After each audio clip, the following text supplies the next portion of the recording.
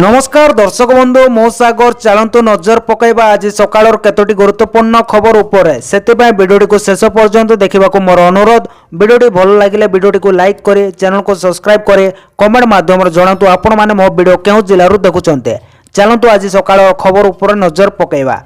प्रथम खबर देखु आसला बड़ खबर। मोहन को चिठी लिखिले नवीन कहले राज्यर चाषी केते दुखरे। मुख्यमंत्री मोहन चरण मांझी को चिठी लिखिं विरोधी दल नेता नवीन पट्टनायक। उक्त चिठी रे नवीन लिखिं राज्य में थिबा मंडी गुड़िक एवं निर्यातनार केन्द्र पलटिଛି। विभिन्न आलुरे क्विंटाल पिछा 5 ରୁ 7 केजी कटनी छटनी परितापर विषय साजिଛି। मिलर अधिकारी मधु चंद्रिका जोगु चाषी को सेमानको मूल्य मिलुनी। इनपुट सब्सिडी प्रदान पाई 150 क्विंटाल सिंगल संकल्प पत्रर उल्लंघन कर जाउछि बोली नवीन उक्त चिठी रे दर्शाइछन्ते। अन्य पक्ष एई सिंगल अधिक उत्पादन करुवा चाषी मानक पई दंड स्वरूप बोली नवीन चिठी रे उल्लेख करिछन्ते बोली खबर मिलिछि। परवर्ती खबर देखंतु आसिला बड़ खबर। आईन मंत्री को बड़ सूचना। बॉडी कैमेरा पिंधबे चढ़ाउटे राज्य में खूब शीघ्र लागू हब नया अबकारी आईन प्रक्रिया शेष होगा पर अबकारी आईन अनुपालन कराजिबो। एने अबकारी मंत्री पृथ्वीराज हरिचंदन सूचना दैछन्ते। अबकारी विभाग पक्षर निशामुक्त ओडिशा अभियान जोरदार हब। अवैध निशा कारोबार रोकवा पई भी पदक्षेप नियाजिबो। चढ़ाऊ बेले एनफोर्समेंट टीम बॉडी कैमेरा पिंधबे। एहा द्वारा कोर्ट रे वीडियो प्रमाण देई पारिबे तदन्तकारी ऑफिसर। प्रमाण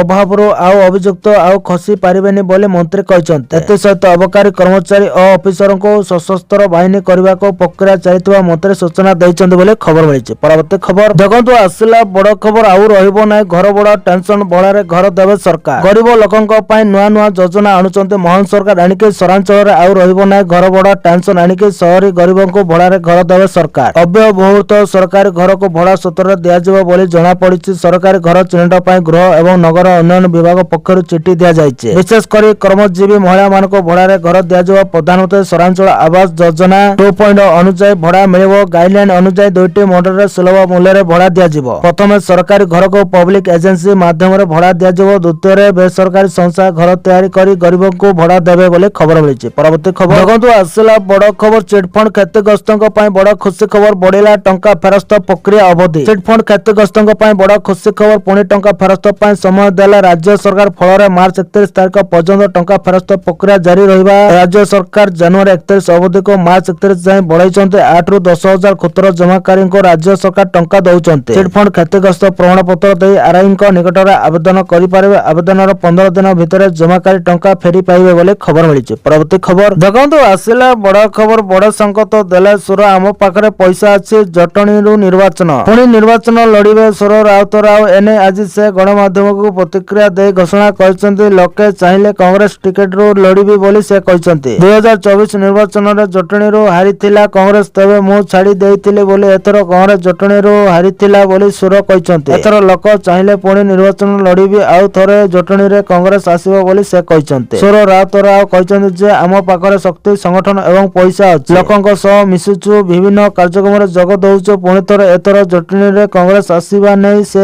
विरक्ति प्रकाश करिसन्ती बोली खबर मिलिछि। परवर्ती खबर देखंतु आसिला बड़ खबर। नवीन को कड़ा काउंटर कले बाबू लोकहसा कथा कहि। राज्य रे कृषकों समस्या नै विरोधी दल नेता नवीन पट्टनायक मुख्यमंत्री मोहन मांझी को चिठी लिखिछन्ते। एने बाबू सिंह नवीन को टार्गेट करिसन्ते। से कहछन्ते नवीन कृषकों क अक्षर विषय भी जानि नाहंते। 24 वर्ष रे जे 100 टंका देई पारिले नै से माने कृषकों विषय कहबा लोकहसा कथा। हम सरकार आसीबार 24 घंटा मधरे 800 टंका इनपुट सब्सिडी देले बोली बाबू कहछन्ते। अन्य पक्ष चाषी को नै नवीन राजनीति न करंतो बोली बाबू सिंह कहछन्ते। चाषी पई केवल मोहन सरकार कांदुचन्ते आउ करूचन्ते बोली से कहछन्ते बोली खबर मिलिछि। परवर्ती खबर देखंतु आसिला बड़ खबर। आउ निर्वाचन लड़िबेनी खनि मंत्री कहले युव वर्गों पई बाट छाड़िबे। खनि मंत्री विभूत जेना बड़ निष्पत्ति नाइछन्ते। से आउ निर्वाचन लड़िबेनी बोली एक गणमाध्यम को सूचना दैछन्ते। से आगो को आउ निर्वाचन न लड़ी युव वर्गों पई बाट छाड़िबे बोली कहिसन्ते। से सूचना दे कहिसन्ते जे निर्वाचन लड़िबार इच्छा नाही। आसंता वर्ष मते 60 वर्ष हबो। 45 वर्ष युवकों राष्ट्रीय अध्यक्ष युवक माने आगो को आसीबा दरकार बोली कहिसन्ते। किंतु से दल न छाड़िबा नै मध्य एक प्रकार स्पष्ट करिसन्ते। आगो को दल जेउ दायित्व दबो मु ताको करिवे। निर्वाचन लड़िबी नै बोली मानसिक प्रस्तुति करि सारिछि बोली कहिसन्ते खनि मंत्री बोली खबर मिलिछि। परवर्ती खबर देखंतु आसिला बड़ खबर। नक्सल मुक्त होछि ओडिशा। मुख्यमंत्री मोहन मांझी को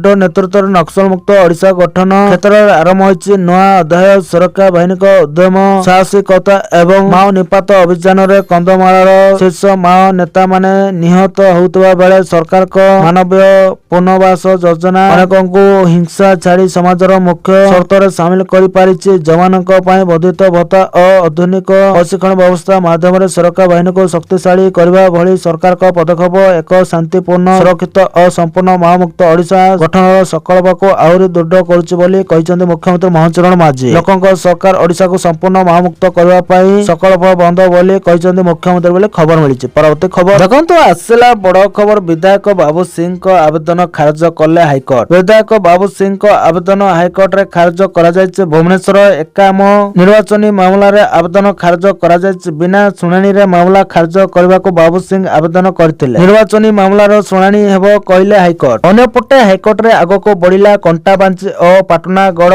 ନିର୍ବାଚନୀ ମାମଲା। ଉଭୟ ମାମଲାରେ ଆବେଦନକାରୀଙ୍କ ଆବେଦନ ଗ୍ରହଣ କଲେ ହାଇକୋର୍ଟ। କଣ୍ଟାବାଞ୍ଜି ମାମଲାରେ ଭୋଟର ଗିରିରାଜ ସିଂଙ୍କ ଆବେଦନ ଗ୍ରହଣ କରାଯାଇଛି। ପାଟଣାଗଡ଼ ମାମଲାରେ ପରାଜିତ ପ୍ରାର୍ଥୀ ସରୋଜ ମେହେରଙ୍କ ଆବେଦନ ଗ୍ରହଣ ହୋଇଛି। ଉଭୟ ମାମଲାରେ ଜିଲ୍ଲାପାଳଙ୍କୁ ନିର୍ବାଚନ ସମ୍ବନ୍ଧୀୟ ଦସ୍ତାବିଜ ଦାଖଲ ନିର୍ଦ୍ଦେଶ ଦିଆଯାଇଛି। ମିଥ୍ୟା ସତ୍ୟପାଠ ଦାଖଲ ଅଭିଯୋଗରେ ଦାୟର ହୋଇଛି ଉଭୟ ମାମଲା ବୋଲି ଖବର ମିଳିଛି। ପରବର୍ତ୍ତୀ ଖବର ଦେଖନ୍ତୁ, ଆସିଲା ବଡ ଖବର। ଅସମ୍ମାନ ଡାଇନିଂ ଟେବୁଲରେ ବସିଲେ ଚପଲ ପିନ୍ଧି ମହାପ୍ରସାଦ ଖାଇଲେ। ପୁଣି ମହାପ୍ରସାଦକୁ ଅପମାନ। ଡାଇନିଂ ଟେବୁଲରେ ଚପଲ ପିନ୍ଧି ବସି ଖାଉଥିବାର ଭିଡିଓ ସୋସିଆଲ ମିଡିଆରେ ଭାଇରାଲ ହେବାର ଲାଗିଛି। ତେବେ ଏହି ଘଟଣା ପୁରୀର ଏକ ହୋଟେଲରେ ବୋଲି ଜଣାପଡିଛି। ତେବେ ସେମାନେ କେବଳ ଡାଇନିଂ ଟେବୁଲରେ ବସି ଖାଉନଥିଲେ ବରଂ ଚପଲ ମଧ୍ୟ ପିନ୍ଧିଥିଲେ। ତେବେ ଏହି ଖବର ଜଗନ୍ନାଥ ପ୍ରେମୀଙ୍କୁ ଆଘାତ ଦେଇଛି। ତେବେ ସେମାନେ କେଉଁ ସ୍ଥାନର ବ୍ୟକ୍ତି ତାହା ବର୍ତ୍ତମାନ ସୁଦ୍ଧା ସ୍ପଷ୍ଟ ହୋଇପାରିନାହିଁ। ତେବେ ସେମାନେ ଏହି କାର୍ଯ୍ୟ କିଭଳି କରିପାରିଲେ ସେ ନେଇ ପ୍ରଶ୍ନବାଚୀ ସୃଷ୍ଟି ହୋଇଛି। କୋଟି କୋଟି ହିନ୍ଦୁଙ୍କ ଭାଗ ବେଗ ସହ ଜଡିତ ମହାପ୍ରଭୁଙ୍କ ମହାପ୍ରସାଦ ଦୁର୍ମୂଲ୍ୟ ହୋଇଥିବା ବେଳେ ଏଭଳି କାର୍ଯ୍ୟ ନନ୍ଦନୀୟ ବୋଲି ମତ ପ୍ରକାଶ ପାଉଛି। ତେବେ ଏହା ପ୍ରଥମ ଘଟଣା ନୁହେଁ। ଅନେକ ବାର ଏଭଳି ଘଟଣା ଭାଇରାଲ ହେଉଛି। ଏଭଳି କାର୍ଯ୍ୟ କରୁଥିବା ଲୋକଙ୍କ ବିରୋଧରେ କାର୍ଯ୍ୟାନୁଷ୍ଠାନ ଗ୍ରହଣ କରିବା ପାଇଁ ଦାବି ହେଉଛି ବୋଲି ଖବର ମିଳିଛି। ପରବର୍ତ୍ତୀ ଖବର ଦେଖନ୍ତୁ, ଆସିଲା ବଡ ଖବର। ନୂତନ ଦାୟିତ୍ୱ ଗ୍ରହଣ କଲେ ଉଷା ପାଢୀ। ଗୃହ ନିର୍ମାଣ ଓ ନଗର ଉନ୍ନୟନ ବିଭାଗର ଅତିରିକ୍ତ ମୁଖ୍ୟ ଶାସନ ସଚିବ ଶ୍ରୀମତୀ ଉଷା ପାଢୀ ଆଇଏଏସ୍ ଆଜି ଓଡିଶା ଶିଳ୍ପ ଭିତ୍ତିଭୂମି ଉନ୍ନୟନ ନିଗମ ଇଡିକୋର ଅଧ୍ୟକ୍ଷା ଭାବେ ଅତିରିକ୍ତ ଦାୟିତ୍ୱ ଗ୍ରହଣ କରିଛନ୍ତି। ଦାୟିତ୍ୱ ଗ୍ରହଣ କରିବା ପରେ ଶ୍ରୀମତୀ ପାଢୀ ଇଡିକୋର ବରିଷ୍ଠ ଅଧିକାରୀ ଓ କର୍ମଚାରୀ ମାନଙ୍କ ସହ ଏକ ଗୁରୁତ୍ୱପୂର୍ଣ୍ଣ ବୈଠକରେ ଯୋଗ ଦେଇଥିଲେ। ଏହି ଆଲୋଚନାରେ ସଂସ୍କାର ଚାଲୁ ରହିଥିବା ବିଭିନ୍ନ ପ୍ରକଳ୍ପ ପ୍ରାଥମିକତା ଏବଂ ରାଜ୍ୟରେ ଶିଳ୍ପ ଭିତ୍ତିଭୂମିକୁ ଅଧିକ ସୁଦୃଢ କରିବା ପାଇଁ ରୋଡମ୍ୟାପ ଉପରେ ସେ ଗୁରୁତ୍ୱାରୋପ କରିଥିଲେ। ବୈଠକ ସମୟରେ ଶ୍ରୀମତୀ ପାଢୀ ପ୍ରକଳ୍ପ ଗୁଡିକର ସମୟାନୁବର୍ତ୍ତୀ କାର୍ଯ୍ୟାନ୍ୱୟନ, ସ୍ୱଚ୍ଛତା, ଆନ୍ତଃବିଭାଗୀୟ ସମନ୍ୱୟ ଏବଂ ପୁଞ୍ଜିନିବେଶକାରୀଙ୍କୁ ଉପଯୁକ୍ତ ସହାୟତା ପ୍ରଦାନ ଉପରେ ଜୋର ଦେଇଥିଲେ। ସେ କହିଥିଲେ ଯେ ରାଜ୍ୟରେ ଜମି ବିକାଶ ଏବଂ ଭିତ୍ତିଭୂମି ନିର୍ମାଣ ମାଧ୍ୟମରେ ଶିଳ୍ପ ଅଭିବୃଦ୍ଧିକୁ ତ୍ୱରାନ୍ୱିତ କରିବାରେ ଇଡିକୋର ଭୂମିକା ଅତ୍ୟନ୍ତ ଗୁରୁତ୍ୱପୂର୍ଣ୍ଣ। ଶିଳ୍ପ ଭିତ୍ତିଭୂମି ସହିତ ଯୋଜନାବଦ୍ଧ ସହରୀ ବିକାଶ ଉପରେ ଗୁରୁତ୍ୱ ଦେଇ ଶ୍ରୀମତୀ ପାଢୀ କହିଥିଲେ ଯେ ଶିଳ୍ପାଞ୍ଚଳ ଗୁଡିକର ଉନ୍ନତ ନାଗରିକ ସୁବିଧା, ପରିବହନ ଏବଂ ସ୍ଥାୟୀ ଭିତ୍ତିଭୂମି ସହିତ ସୁନିୟୋଜିତ ଶିଳ୍ପ ଟାଉନସିପ ଗଠନ କରାଯିବା ଆବଶ୍ୟକ। ଏହାଦ୍ୱାରା ରାଜ୍ୟର ସନ୍ତୁଳିତ ଓ ସମନ୍ୱିତ ବିକାଶ ସମ୍ଭବ ହୋଇପାରିବ। ଇଡିକୋ ଟିମର କାର୍ଯ୍ୟକୁ ପ୍ରଶଂସା କରିବା ସହ ଓଡିଶାର ଶିଳ୍ପ ବିକାଶ ଓ ଅନ୍ତର୍ଭୁକ୍ତ ଅର୍ଥନୈତିକ ଅଭିବୃଦ୍ଧି ପାଇଁ ଅଧିକ ବୃତ୍ତିଗତ ମନୋଭାବ ଓ ନିଷ୍ଠାର ସହ କାର୍ଯ୍ୟ କରିବାକୁ ସେ ସମସ୍ତଙ୍କୁ ଆହ୍ୱାନ ଦେଇଥିଲେ ବୋଲି ଖବର ମିଳିଛି। ପରବର୍ତ୍ତୀ ଖବର ଦେଖନ୍ତୁ, ଆସିଲା ବଡ ଖବର। ଚଳିତ କେନ୍ଦ୍ର ବଜେଟରେ ଓଡିଶାକୁ ଅଧିକ ଲାଭ। ଗଣମାଧ୍ୟମ ପ୍ରତିନିଧିଙ୍କ ସହ ଆଲୋଚନା କରି ଏମିତି କହିଲେ କେନ୍ଦ୍ରମନ୍ତ୍ରୀ ଧର୍ମେନ୍ଦ୍ର ପ୍ରଧାନ। ଚଳିତ ମାସ ଫେବୃଆରୀ 1 ତାରିଖ ଦିନ କେନ୍ଦ୍ର ବଜେଟ ଉପସ୍ଥାପନ କରିଥିଲେ ଅର୍ଥମନ୍ତ୍ରୀ ନିର୍ମଳା ସୀତାରମଣ। ଆଉ ଏହି ବଜେଟରେ ଦେଶକୁ ଅନେକ ଲାଭ ମଧ୍ୟ ମିଳିଛି। ଅନେକ ରାଜ୍ୟ ଉପକୃତ ହୋଇଛନ୍ତି। ଆଉ ଏହି ବଜେଟରେ ସବୁଠାରୁ ଅଧିକ ଲାଭବାନ ହୋଇଛି ଭାରତ। ଏନେଇ ଶନିବାର ଦିନ ଭୁବନେଶ୍ୱର ଠାରେ ଆୟୋଜିତ ଏକ ସାମ୍ବାଦିକ ସମ୍ମିଳନୀରେ କେନ୍ଦ୍ର ଶିକ୍ଷାମନ୍ତ୍ରୀ ଶ୍ରୀ ଧର୍ମେନ୍ଦ୍ର ପ୍ରଧାନ ଯୋଗଦେଇ କେନ୍ଦ୍ର ବଜେଟ 2024-27କୁ ବିକଶିତ ଭାରତ ଗଠନର ଏକ ବଳିଷ୍ଠ ଆଧାର ବୋଲି ଅଭିହିତ କରିଛନ୍ତି। ପ୍ରଧାନମନ୍ତ୍ରୀ ନରେନ୍ଦ୍ର ମୋଦିଙ୍କ ସବକା ସାଥ ସବକା ବିକାଶ ମନ୍ତ୍ରରେ ଅନୁପ୍ରାଣିତ ଏହି ବଜେଟ ସମାଜର ସବୁ ବର୍ଗର ଆକାଂକ୍ଷା ପୂରଣ କରିବା ସହ ଶିକ୍ଷା, କୃଷି ଓ ପର୍ଯ୍ୟଟନ ପରି ଗୁରୁତ୍ୱପୂର୍ଣ୍ଣ କ୍ଷେତ୍ରରେ ଓଡିଶା ପାଇଁ ବିକାଶର ନୂତନ ଦ୍ୱାର ଖୋଲିବା ନେଇ ସେ ସବିଶେଷ ତଥ୍ୟ ଉପସ୍ଥାପନ କରିଛନ୍ତି। ଆଉ ଏହି ସମ୍ମିଳନୀରେ ରାଜ୍ୟ ବିଜେପି ସଭାପତି ଶ୍ରୀ ମନମୋହନ ସାମଲ ମଧ୍ୟ ଉପସ୍ଥିତ ଥିଲେ ବୋଲି ଖବର ମିଳିଛି। ପରବର୍ତ୍ତୀ ଖବର ଦେଖନ୍ତୁ, ଆସିଲା ବଡ ଖବର। ହୋଲି ପାଇଁ ଗଡିବ 62ଟି ସ୍ୱତନ୍ତ୍ର ଟ୍ରେନ୍। ହୋଲି ଉତ୍ସବ ସମୟରେ ଯାତ୍ରୀମାନଙ୍କ ପାଇଁ ସୁଗମ, ନିରାପଦ ଏବଂ ଆରାମଦାୟକ ଯାତ୍ରା ସୁନିଶ୍ଚିତ କରିବାକୁ ପୂର୍ବତଟ ରେଳପଥ ଏହାର ପରିସୀମା ମଧ୍ୟରେ 62ଟି ସ୍ୱତନ୍ତ୍ର ଟ୍ରେନ୍ ଚଳାଇବାକୁ ଯୋଜନା କରିଛି। ଏହା ଦେଶର ପ୍ରମୁଖ ସହର ଗୁଡିକୁ ସଂଯୋଗ କରିବ। ଏହି ସ୍ୱତନ୍ତ୍ର ଟ୍ରେନ୍ ଗୁଡିକ ସମ୍ବଲପୁର, ଏରୋଡ, ବିଶାଖାପାଟଣା, ତିରୁପତି, ବିଶାଖାପାଟଣା, ବେଙ୍ଗାଲୁରୁ, ବିଶାଖାପାଟଣା, ଚାନ୍ଦପାଲି, ଭୁବନେଶ୍ୱର, ଜଗତସିଂହପୁର ଏବଂ ଭୁବନେଶ୍ୱର ସ୍ଥାନ ବାସ ସମେତ ପ୍ରମୁଖ ସ୍ଥାନ ଗୁଡିକ ସଂଯୋଗ କରିବ, ଯାହା ଯାତ୍ରୀଙ୍କ ଚାହିଦାରେ ଆଶା କରାଯାଇଥିବା ବୃଦ୍ଧିକୁ ପୂରଣ କରିବ। ଯାତ୍ରୀମାନେ ଆଇଆରସିଟି ୱେବସାଇଟ, ରେଳ ୱାନ୍ ଆପ୍, PRS ଆକାଉଣ୍ଟ କିମ୍ବା ଅନଲାଇନରେ ଟିକେଟ ବୁକ୍ କରିପାରିବେ ବୋଲି ଖବର ମିଳିଛି। ପରବର୍ତ୍ତୀ ଖବର ଦେଖନ୍ତୁ, ଆସିଲା ବଡ ଖବର। ସରକାରଙ୍କ ବଡ ଆକ୍ସନ। 2.5 କୋଟି ଲୋକଙ୍କ ଆଧାର କାର୍ଡ କଲେ ବନ୍ଦ। ଆପଣଙ୍କ ନାଁ ତାଲିକାରେ ନାହିଁ ତ? ଆଧାର କାର୍ଡ ଆଜି ପ୍ରତ୍ୟେକ ଭାରତୀୟ ନାଗରିକଙ୍କ ପାଇଁ ସବୁଠାରୁ ଗୁରୁତ୍ୱପୂର୍ଣ୍ଣ ପରିଚୟ ପତ୍ର ପାଲଟିଛି। ବ୍ୟାଙ୍କିଂ ଠାରୁ ଆରମ୍ଭ କରି ସରକାରୀ ଯୋଜନା ପର୍ଯ୍ୟନ୍ତ ପ୍ରାୟ ପ୍ରତ୍ୟେକ ଗୁରୁତ୍ୱପୂର୍ଣ୍ଣ କାର୍ଯ୍ୟ ପାଇଁ ଆଧାର ଆବଶ୍ୟକ। ତେଣୁ ଯଦି ଆଧାର ତଥ୍ୟ ସଠିକ ଏବଂ ସୁରକ୍ଷିତ ନୁହେଁ, ତେବେ ଏହା ସିଧାସଳଖ ସାଧାରଣ ଲୋକଙ୍କ ଉପରେ ପ୍ରଭାବ ପକାଏ। ଏହାକୁ ଦୃଷ୍ଟିରେ ରଖି କେନ୍ଦ୍ର ସରକାର ଆଧାର ବ୍ୟବସ୍ଥାକୁ ସୁଦୃଢ଼ କରିବା ଦିଗରେ ଏକ ବଡ ପଦକ୍ଷେପ ନେଇଛନ୍ତି। ସରକାର ଏପର୍ଯ୍ୟନ୍ତ ପ୍ରାୟ 2.5 କୋଟି ଆଧାର କାର୍ଡ ଡିଆକ୍ଟିଭେଟ କରିଛନ୍ତି। ଏହି ସମସ୍ତ ଆଧାର ନମ୍ବର ମୃତ ବ୍ୟକ୍ତିଙ୍କ ନାମରେ ଥିଲା। ଏହି ସୂଚନା କେନ୍ଦ୍ର ଆଇଟି ମନ୍ତ୍ରୀ ଜିତିନ ପ୍ରସାଦ ଦେଇଛନ୍ତି। ତାଙ୍କ କହିବା ଅନୁଯାୟୀ ଦେଶରେ ଏବେ ପ୍ରାୟ 134 କୋଟି ଆଧାର ଧାରକ ଅଛନ୍ତି ଏବଂ ସରକାରର ଲକ୍ଷ୍ୟ ହେଉଛି ପ୍ରତ୍ୟେକ ଆଧାର ରେକର୍ଡ ସଠିକ ଅପଡେଟ ଏବଂ ସୁରକ୍ଷିତ ରହୁ ବୋଲି ଖବର ମିଳିଛି। ପରବର୍ତ୍ତୀ ଖବର ଦେଖନ୍ତୁ, ଆସିଲା ବଡ ଖବର। ବିକଶିତ ଓଡିଶାକୁ ମିଳିବ ବଳ। ଭୁବନେଶ୍ୱର, କଟକ, ପୁରୀ ଓ ପାରାଦୀପ ହେବ ଅର୍ଥନୈତିକ କରିଡର। ଦେଶର ଶ୍ରେଷ୍ଠ ସହର ସହ ପ୍ରତିଯୋଗିତା କରିବ। ଓଡିଶାର ସହର ଅର୍ଥନୈତିକ କ୍ଷେତ୍ରରେ ସୃଷ୍ଟି ହେବ ନୂଆ ସମ୍ଭାବନା। ଏଥିପାଇଁ ନୀତି ଆୟୋଗର ପରିକଳ୍ପନାରେ ମୋହର ମାରିଛନ୍ତି ମୋହନ ସରକାର। ଭୁବନେଶ୍ୱର, କଟକ, ପୁରୀ, ପାରାଦୀପ ଅର୍ଥନୈତିକ କରିଡରର ଶୁଭାରମ୍ଭ ସହ ଓଡିଶା ବିକାଶର ନୂଆ ପର୍ଦ୍ଦା ଓଲଟିଛନ୍ତି ମୁଖ୍ୟମନ୍ତ୍ରୀ। ଭୁବନେଶ୍ୱର, କଟକ, ପୁରୀ, ପାରାଦୀପ ଅର୍ଥନୈତିକ କରିଡରର ଶୁଭାରମ୍ଭ କରିଛନ୍ତି ମୁଖ୍ୟମନ୍ତ୍ରୀ ମୋହନ ଚରଣ ମାଝୀ। BCPPER ହେବ ଓଡିଶା ଭିଜନ 2047ର ମୁଖ୍ୟ ଗ୍ରୋଥ ଇଞ୍ଜିନ। ଏହି ଅଞ୍ଚଳରେ 4ଟି ଜିଲ୍ଲା ପୁରୀ, ଖୋର୍ଦ୍ଧା, କଟକ, ଜଗତସିଂହପୁର ସାମିଲ। 11,892 ବର୍ଗ କିଲୋମିଟରରେ ଅଞ୍ଚଳରେ ଖୋଲାଯିବ ଓଡିଶା ବିକାଶର ନୂଆ ଅଧ୍ୟାୟ ବୋଲି ଖବର ମିଳିଛି। ପରବର୍ତ୍ତୀ ଖବର ଦେଖନ୍ତୁ, ଆସିଲା ବଡ ଖବର। ଶେଷ ବେଳକୁ ବିଜେଡିରେ ଥିବେ କେବଳ ଏହି 3 ଜଣ, କହୁ କହୁ କହିଦେଲେ ବିଧାୟିକା। ଭାଜପା ବିଧାୟିକା ଉପାସନା ମହାପାତ୍ର ବିଜେଡିକୁ ଟାର୍ଗେଟ କରିଛନ୍ତି। କୃଷ୍ଣ ପ୍ରସାଦ ବ୍ଲକ ଅଧ୍ୟକ୍ଷା ଭାଜପାରେ ମିଶିବା ପରେ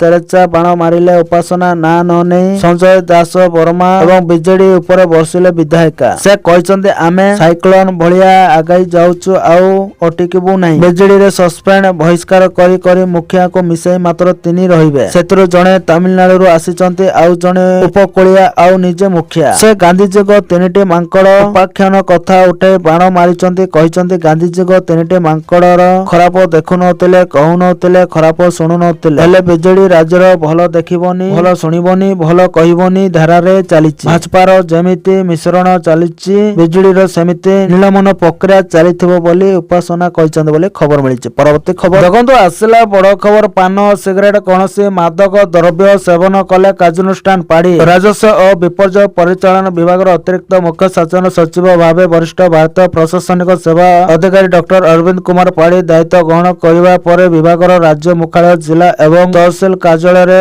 କାର୍ଯ୍ୟରତ ସମସ୍ତ ଅଧିକାରୀ ଓ କର୍ମଚାରୀଙ୍କ ଉଦ୍ଦେଶ୍ୟରେ ଏକ ପତ୍ର ପ୍ରେରଣ କରିଛନ୍ତି। ଏଥିରେ ରାଜସ୍ୱ ପ୍ରଶାସନକୁ ସୁଦୃଢ଼ କରିବା ସହ ଏହାକୁ ଅଧିକ ଲୋକାଭିମୁଖୀ କରିବା ଦିଗରେ ସେ ଗୁରୁତ୍ୱାରୋପ କରିଛନ୍ତି। ସଚ୍ଚୋଟତା, ବୃତ୍ତିଗତ ନିଷ୍ଠା ତଥା ସମ୍ବେଦନଶୀଳତାକୁ ପ୍ରାଥମିକତା ଦେବା ସହ ତ୍ୱରିତ ପ୍ରୟାସ ମାଧ୍ୟମରେ ବ୍ୟବସ୍ଥା ପ୍ରତି ସାଧାରଣ ଲୋକଙ୍କ ବିଶ୍ୱାସ ବୃଦ୍ଧି କରିବା ନିମନ୍ତେ ପଦକ୍ଷେପ ନେବାକୁ ସେ ନିର୍ଦ୍ଦେଶ ଦେଇଛନ୍ତି। ଏଥିସହିତ ନାଗରିକଙ୍କ ଅଭିଯୋଗର ତ୍ୱରିତ ସମାଧାନ, ଉତ୍ତମ ଶାସନ ପାଇଁ ପ୍ରଯୁକ୍ତିବିଦ୍ୟାର ବ୍ୟବହାର, ଲୋକସେବାରେ ଶିଷ୍ଟାଚାର ଓ ଶୃଙ୍ଖଳାର ପାଳନ, ଦୁର୍ନୀତି ପ୍ରତି ଶୂନ୍ୟ ସହନଶୀଳତା, ମହାପ୍ରଭୁ ଶ୍ରୀଜଗନ୍ନାଥଙ୍କ ଜମି ସମେତ ସମସ୍ତ ସରକାରୀ ଜମିର ସୁରକ୍ଷା, ସରକାରୀ କାର୍ଯ୍ୟରେ ଓଡ଼ିଆ ଭାଷାର ବ୍ୟାପକ ବ୍ୟବହାର ଉପରେ ଶ୍ରୀ ପାଢୀ ଗୁରୁତ୍ୱାରୋପ ଦେଇଛନ୍ତି ବୋଲି ଖବର ମିଳିଛି। ପରବର୍ତ୍ତୀ ଖବର ଦେଖନ୍ତୁ, ଆସିଲା ବଡ ଖବର। ଏପ୍ରିଲ ପ୍ରଥମ ସପ୍ତାହରୁ କ୍ୟାପିଟାଲ ରିଜିୟନ ରିଙ୍ଗ ରୋଡ କାମ। କ୍ୟାପିଟାଲ ରିଜିୟନ ରିଙ୍ଗ ରୋଡରେ ଖୁବ୍ ଶୀଘ୍ର ଆରମ୍ଭ ହେବ କାମ। ଖୋର୍ଦ୍ଧା ରାମେଶ୍ୱରରୁ ବାହାରି ବିଲିପଡା ପର୍ଯ୍ୟନ୍ତ ଯିବ ଏହି ମେଗା ପ୍ରକଳ୍ପ। ଟ୍ୱିନ ସିଟିର ଟ୍ରାଫିକ ଚାପ କମିବା ସହ ଯାତାୟାତ ବ୍ୟବସ୍ଥାକୁ ସହଜ କରିବ ଏହି ପ୍ରକଳ୍ପ। ଏଣିକି ଭୁବନେଶ୍ୱର ରାସ୍ତାରେ ହେବ ନାହିଁ ଗହଳି ସମସ୍ୟା ଦୂର କରିବ କ୍ୟାପିଟାଲ ରିଜିୟନ ରିଙ୍ଗ ରୋଡ। ଏନେଇ ମଞ୍ଜୁରୀ ମିଳିସାରିଥିବା ବେଳେ ଏପ୍ରିଲ ପ୍ରଥମ ସପ୍ତାହରୁ କାମ ଆରମ୍ଭ କରିବାକୁ NHAI ପ୍ରସ୍ତୁତ। 111 କିଲୋମିଟର ଦୀର୍ଘ ଏହି ରିଙ୍ଗ ରୋଡକୁ 3ଟି ପର୍ଯ୍ୟାୟରେ ନିର୍ମାଣ କରାଯିବ। ମୋଟ ଖର୍ଚ୍ଚ ହେବ ପ୍ରାୟ 8,300 କୋଟି ଟଙ୍କା। 2.5 ବର୍ଷ ମଧ୍ୟରେ ପ୍ରକଳ୍ପ ସମ୍ପୂର୍ଣ୍ଣ କରିବା ଲକ୍ଷ୍ୟ ରହିଥିବା କହିଛନ୍ତି NHAI କର୍ତ୍ତୃପକ୍ଷ ବୋଲି ଖବର ମିଳିଛି। ପରବର୍ତ୍ତୀ ଖବର ଦେଖନ୍ତୁ, ଆସିଲା ବଡ ଖବର। ବଢିବ ଭାରତୀୟ ବାୟୁସେନାର ଶକ୍ତି। ଫ୍ରାନ୍ସ ରାଷ୍ଟ୍ରପତି ଇମାନୁଏଲ ମାକ୍ରନ ଫେବୃଆରୀ ତୃତୀୟ ସପ୍ତାହରେ ଭାରତ ଗସ୍ତରେ ଆସୁଛନ୍ତି। ସେ ଫେବୃଆରୀ 18 ତାରିଖରେ ନୂଆଦିଲ୍ଲୀରେ ହେବାକୁ ଥିବା AI ସମ୍ମିଳନୀରେ ଯୋଗ ଦେବେ ବୋଲି ଆଶା କରାଯାଉଛି। ଫ୍ରାନ୍ସ ରାଷ୍ଟ୍ରପତିଙ୍କ ଗସ୍ତ ପାଇଁ ପ୍ରସ୍ତୁତି ଆରମ୍ଭ ହୋଇଯାଇଛି। ଫ୍ରାନ୍ସ ରାଷ୍ଟ୍ରପତି ଇମାନୁଏଲ ମାକ୍ରନଙ୍କ ସହ ଏହି ଗସ୍ତ ଭାରତୀୟ ପ୍ରତିରକ୍ଷା କ୍ଷେତ୍ର ପାଇଁ ଗୁରୁତ୍ୱପୂର୍ଣ୍ଣ ବୋଲି କୁହାଯାଉଛି, କାରଣ ଭାରତ ଓ ଫ୍ରାନ୍ସ ମଧ୍ୟରେ ଦ୍ୱିପାକ୍ଷିକ ଆଲୋଚନାରେ ରାଫେଲ ଜେଟ୍ କ୍ରୟ ପ୍ରସ୍ତାବ ଉପରେ ଆଲୋଚନା ହୋଇପାରେ। ଏହି ଯୁକ୍ତିରେ ଭାରତୀୟ ବାୟୁସେନା ପାଇଁ 114 ଟି ରାଫେଲ ଲଢୁଆ ବିମାନ କିଣିବା ପାଇଁ ଡିଲ୍ ହୋଇପାରେ। ସୂଚନା ଅନୁଯାୟୀ ଭାରତର ପ୍ରତିରକ୍ଷା ଅଧିଗ୍ରହଣ ବୋର୍ଡ ଗତ ମାସରେ ଏହି ପ୍ରସ୍ତାବକୁ ପ୍ରାଥମିକ ଅନୁମୋଦନ ଦେଇଥିଲା ଏବଂ ଆସନ୍ତା ସପ୍ତାହରେ ଭାରତର ପ୍ରତିରକ୍ଷା ମନ୍ତ୍ରୀଙ୍କ ସହ ଏକ ଉଚ୍ଚସ୍ତରୀୟ ବୈଠକରେ ଏହା ଉପରେ ଆଲୋଚନା ହେବା ନେଇ ଆଶା କରାଯାଉଛି ବୋଲି ଖବର ମିଳିଛି। ପରବର୍ତ୍ତୀ ଖବର ଦେଖନ୍ତୁ ଆସିଲା ବଡ ଖବର। ଉପାସନାଙ୍କ ତେରେସା ବାଣର ଜବାବ ରଖିଲେ ସଞ୍ଜୟ। ବିଧାୟକ ଉପାସନାଙ୍କ ତେରେସା ବାଣର ଜବାବ ରଖିଲେ ସଞ୍ଜୟ ଦାସ ବର୍ମା। ଦାସ ବର୍ମା କହିଛନ୍ତି ବିଜେଡି କିଣା ବିକାରେ ବିଶ୍ୱାସ କରେନି। ସେଠାକାର ଜନପ୍ରତିନିଧି ପ୍ରଥମେ ବ୍ରହ୍ମଗିରିବାସୀଙ୍କ ଆକାଂକ୍ଷା ପୂରଣ କରନ୍ତୁ, ଆଗକୁ ନିର୍ବାଚନ ଆସୁଛି, ଲୋକପ୍ରିୟତା ପ୍ରମାଣିତ କରନ୍ତୁ ବୋଲି କହି ଉପାସନାଙ୍କ ତେରେସା ବାଣର ଜବାବ ରଖିଲେ ସଞ୍ଜୟ ଦାସ ବର୍ମା ବୋଲି ଖବର ମିଳିଛି। ପରବର୍ତ୍ତୀ ଖବର ଦେଖନ୍ତୁ ଆସିଲା ବଡ ଖବର। ବଜେଟରେ ବଡ ନିଷ୍ପତ୍ତି ନେବେ ସରକାର। 3 ଲକ୍ଷ କୋଟି ଟପିବ ବଜେଟ। ଚଳିତ ରାଜ୍ୟ ବଜେଟ ପାଇଁ ପ୍ରସ୍ତୁତି ଜାରି ରହିଥିବା ବେଳେ ପୂର୍ବ ବଜେଟରେ ମିଳିଥିବା ଟଙ୍କାକୁ କିଛି ବିଭାଗ ଏଯାଏ ଖର୍ଚ୍ଚ କରିପାରିନାହାନ୍ତି। ଖର୍ଚ୍ଚ ବଢାଇବାକୁ ମୁଖ୍ୟ ଶାସନ ସଚିବ ତାଗିଦ କରିସାରିଛନ୍ତି। ଅନ୍ୟପଟେ ପଞ୍ଚାୟତ ନିର୍ବାଚନକୁ ଆଖିରେ ରଖି ଗ୍ରାମାଞ୍ଚଳ ପାଇଁ ବଜେଟରେ କିଛି ବିଶେଷ ଘୋଷଣା କରାଯାଇପାରେ। ଆସନ୍ତା 20 ତାରିଖରେ ତୃତୀୟ ଥର ପାଇଁ ବିଧାନସଭାର ବଜେଟ ଉପସ୍ଥାପନ କରିବେ ମୁଖ୍ୟମନ୍ତ୍ରୀ ମୋହନ ଚରଣ ମାଝୀ। ଏଥିରେ କେଉଁ ବିଭାଗକୁ କେତେ ଗୁରୁତ୍ୱ ମିଳିବ, କେଉଁ ନୂଆ ଯୋଜନା ଆସିବ, ଯାହାକୁ ନେଇ ଯୁଦ୍ଧକାଳୀନ ଭିତରେ ଚାଲିଛି ପ୍ରସ୍ତୁତି। ଅର୍ଥ ବିଭାଗ ପକ୍ଷରୁ ଚାଲିଛି ମାରାଥନ ପ୍ରସ୍ତୁତି। କିଛି ଦିନ ପୂର୍ବରୁ ପୂର୍ବତନ ଅର୍ଥମନ୍ତ୍ରୀ, ପୂର୍ବତନ ଅର୍ଥ ସଚିବ, ବିଶେଷଜ୍ଞ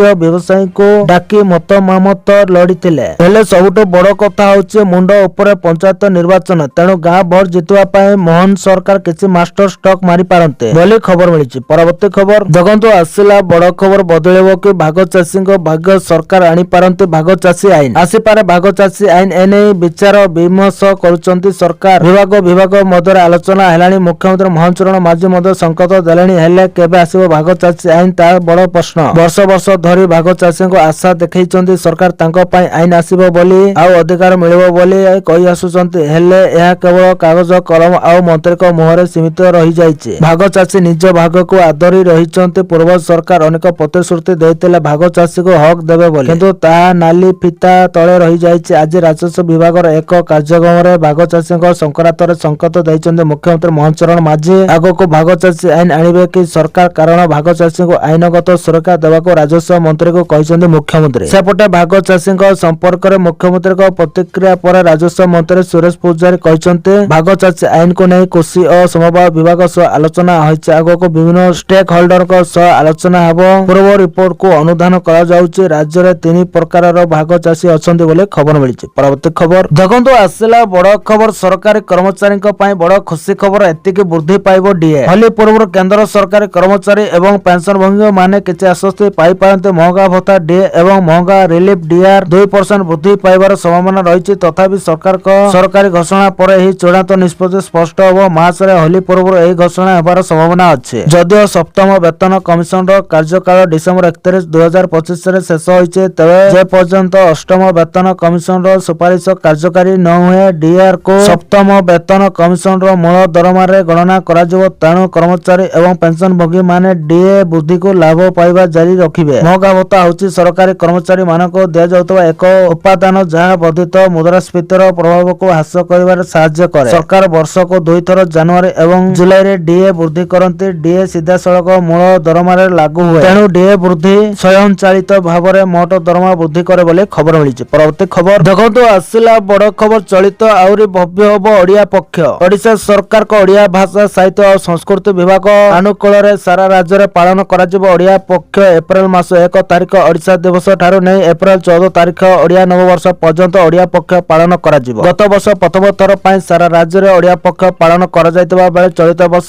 ଏହାକୁ ଆହୁରି ଭବ୍ୟ ରୂପେ ଯେପରି ପାଳନ କରାଯିବ ସେ ନେଇ ସଂସ୍କୃତି ମନ୍ତ୍ରୀ ଶ୍ରୀ ସୂର୍ଯ୍ୟବଂଶୀ ସୁରଜଙ୍କ ଅଧ୍ୟକ୍ଷତାରେ ଆଜି ପ୍ରସ୍ତୁତ ବୈଠକ ଅନୁଷ୍ଠିତ ହୋଇଯାଇଛି। ଓଡିଆ ପକ୍ଷ ପାଳନ ସମୟରେ ଅନୁଷ୍ଠିତ ହେବାକୁ ଥିବା ବିଭିନ୍ନ କାର୍ଯ୍ୟକ୍ରମକୁ ତୃଣମୂଳ ସ୍ତରରେ ଆୟୋଜନ କରାଇବା ଏବଂ ଏଥିରେ ସମସ୍ତ ଜନସାଧାରଣଙ୍କ ଆଶୀର୍ବାଦକୁ ସୁନିଶ୍ଚିତ କରିବା ଉପରେ ସଂସ୍କୃତି ମନ୍ତ୍ରୀ ଶ୍ରୀ ସୂର୍ଯ୍ୟବଂଶୀ ସୁରଜ ଗୁରୁତ୍ୱାରୋପ କରିଛନ୍ତି ବୋଲି ଖବର ମିଳିଛି। ପରବର୍ତ୍ତୀ ଖବର ଦେଖନ୍ତୁ ଆସିଲା ବଡ ଖବର। ସ୍ୱାଭାବିକ ହୋଇପାରୁନି ମଣ୍ଡି। ଧାନ ଉଠୁନଥିବାରୁ ଆନ୍ଦୋଳନକୁ ଓହ୍ଲାଇଲେ ଅନ୍ନଦାତା। ଧାନ ଅମଳ କରି ବିକ୍ରି କରିବାକୁ ଅପେକ୍ଷା କରି ଅନ୍ନଦାତା ହେଲେ ଟୋକେନ ମିଳିନଥିବାରୁ ବିକ୍ରି ପାରୁନି। ଯେଉଁମାନଙ୍କୁ ଟୋକେନ ମିଳିଛି ଟାର୍ଗେଟ ଆଳରେ ସେମାନଙ୍କୁ ଧାନ ବି ଉଠାଇ ଯାଉଛି, ଯାହାକୁ ନେଇ ଚାଷୀ ଅସନ୍ତୋଷ ବଢିବାରେ ଲାଗିଛି। ଅନ୍ୟପଟେ ମଣ୍ଡି ପ୍ରସଙ୍ଗରେ ସରକାରକୁ ଘେରିଛନ୍ତି ବିରୋଧୀ ଦଳ ନେତା ନବୀନ ପଟ୍ଟନାୟକ। କଡା ଜବାବ ଦେଇଛନ୍ତି ଶାସକ ଦଳ। ଜମିରେ ଝାଳ ବୁହାଇ ଧାନ ଅମଳ କରିବା ପରେ ଏବେ ବିକ୍ରି କରିବାକୁ ଚାଷୀ ସଂଘର୍ଷ କରୁଛି। ମଣ୍ଡିରୁ ଧାନ ଉଠୁନଥିବାରୁ ହତାଶ ହୋଇ ଆନ୍ଦୋଳନକୁ ଓହ୍ଲାଇଛନ୍ତି ଅନ୍ନଦାତା। ମାଲକାନଗିରି, କାଳିମେଳା ଜାତୀୟ ରାଜପଥ ପଟେରୁରେ ଦୀର୍ଘ ଦିନ ହେବ ଶିଖପାଲି ମଣ୍ଡିରୁ ଧାନ ନ ଉଠିବାରୁ ଓ କଟନୀ ଛଟନୀକୁ ବିରୋଧ କରି ଚାଷୀ ବିକ୍ଷୋଭ କରିଛନ୍ତି। 2 ଦିନ ତଳେ ସମାନ ଅଭିଯୋଗ ଆଣି କାଳିମେଳା ମୋଟୁ 326 ଜାତୀୟ ରାଜପଥର ଲକ୍ଷ୍ମୀପୁର ନିକଟରେ ଚାଷୀ ରାସ୍ତା ରୋକ କରିଥିଲେ ବୋଲି ଖବର ମିଳିଛି। ପରବର୍ତ୍ତୀ ଖବର ଦେଖନ୍ତୁ, ଆସିଲା ବଡ଼ ଖବର। ମୁଖ୍ୟମନ୍ତ୍ରୀ ଶିକ୍ଷା ପୁରସ୍କାର ଆବେଦନ ତାରିଖ ବୃଦ୍ଧି। ମୁଖ୍ୟମନ୍ତ୍ରୀ ଶିକ୍ଷା ପୁରସ୍କାର ପାଇଁ ଆବେଦନ ସମୟସୀମା ବୃଦ୍ଧି କରାଯାଇଛି। ପୂର୍ବରୁ ଏହାକୁ ଫେବୃଆରୀ 5 ତାରିଖ ଯାଏଁ ବଢ଼ାଯାଇଥିବା ବେଳେ ଏବେ ଆସନ୍ତା 18 ତାରିଖକୁ ପୁନଃ ବୃଦ୍ଧି କରାଯାଇଛି। ଏଥିପାଇଁ www.msp.odisha.government.in ରେ ଆବେଦନ କରିପାରିବେ ବୋଲି ବିଦ୍ୟାଳୟ ଓ ଗଣଶିକ୍ଷା ବିଭାଗ ପକ୍ଷରୁ ସୂଚନା ଦିଆଯାଇଛି ବୋଲି ଖବର ମିଳିଛି। ପରବର୍ତ୍ତୀ ଖବର ଦେଖନ୍ତୁ, ଆସିଲା ବଡ଼ ଖବର। ରାସନ କାର୍ଡ ଧାରୀଙ୍କୁ ଫ୍ରିରେ ମିଳିବ ଗ୍ୟାସ ସିଲିଣ୍ଡର, ଖାତାକୁ ଆସିବ 800 ଟଙ୍କା ସବସିଡି। କ୍ୟାବିନେଟ ବୈଠକରେ ବାଜିଲା ମୋହର। ରାସନ କାର୍ଡ ଧାରୀଙ୍କ ପାଇଁ ବଡ଼ ଖୁସି ଖବର। ଦିଲ୍ଲୀ ସରକାର ହୋଲି ଓ ଦୀପାବଳି ଅବସରରେ ଯୋଗ୍ୟ ରାସନ କାର୍ଡ ଧାରୀ ପରିବାର ମାନଙ୍କୁ ମାଗଣା ଏଲପିଜି ଗ୍ୟାସ ସିଲିଣ୍ଡର ଦେବାକୁ ନିଷ୍ପତ୍ତି ନେଇଛନ୍ତି। ମୁଖ୍ୟମନ୍ତ୍ରୀ ରେଖା ଗୁପ୍ତାଙ୍କ ଅଧ୍ୟକ୍ଷତାରେ ହୋଇଥିବା କ୍ୟାବିନେଟ ବୈଠକରେ ଏହି ପ୍ରସ୍ତାବକୁ ମଞ୍ଜୁରୀ ମିଳିଛି। ମୁଖ୍ୟମନ୍ତ୍ରୀ ରେଖା ଗୁପ୍ତା ସାମ୍ବାଦିକ ସମ୍ମିଳନୀରେ କହିଛନ୍ତି ଯେ ପ୍ରତ୍ୟେକ ମାଗଣା ଗ୍ୟାସ ସିଲିଣ୍ଡର ପାଇଁ 853 ଟଙ୍କା ରାଶି ଡାଇରେକ୍ଟ ବେନିଫିଟ ଟ୍ରାନ୍ସଫର ଡିବିଡି ମାଧ୍ୟମରେ ଯୋଗ୍ୟ ଲାଭାର୍ଥୀଙ୍କ ବ୍ୟାଙ୍କ ଖାତାକୁ ପଠାଯିବ। ଏହି ରାଶି ହୋଲି ପୂର୍ବରୁ ଲାଭାର୍ଥୀଙ୍କ ଖାତାରେ ଜମା ହେବ। ଏହି ମାଗଣା ଗ୍ୟାସ ସିଲିଣ୍ଡର ଯୋଜନା ପାଇଁ ସରକାର 242 କୋଟି ବରାଦ କରିଛନ୍ତି ବୋଲି ମୁଖ୍ୟମନ୍ତ୍ରୀ କହିଛନ୍ତି ବୋଲି ଖବର ମିଳିଛି। ପରବର୍ତ୍ତୀ ଖବର ଦେଖନ୍ତୁ, ଆସିଲା ବଡ଼ ଖବର। ଜନଗଣନା ପାଇଁ ପ୍ରସ୍ତୁତି। ଏପ୍ରିଲ 16ରୁ କେନ୍ଦୁଝରରେ ଆରମ୍ଭ ହେବ ଗୃହ ତାଲିକା। ଆସନ୍ତା ଜନଗଣନା 2027ରୁ ସୁଚାରୁ ରୂପେ ପରିଚାଳନା କରିବା ପାଇଁ ଜିଲ୍ଲାପାଳଙ୍କ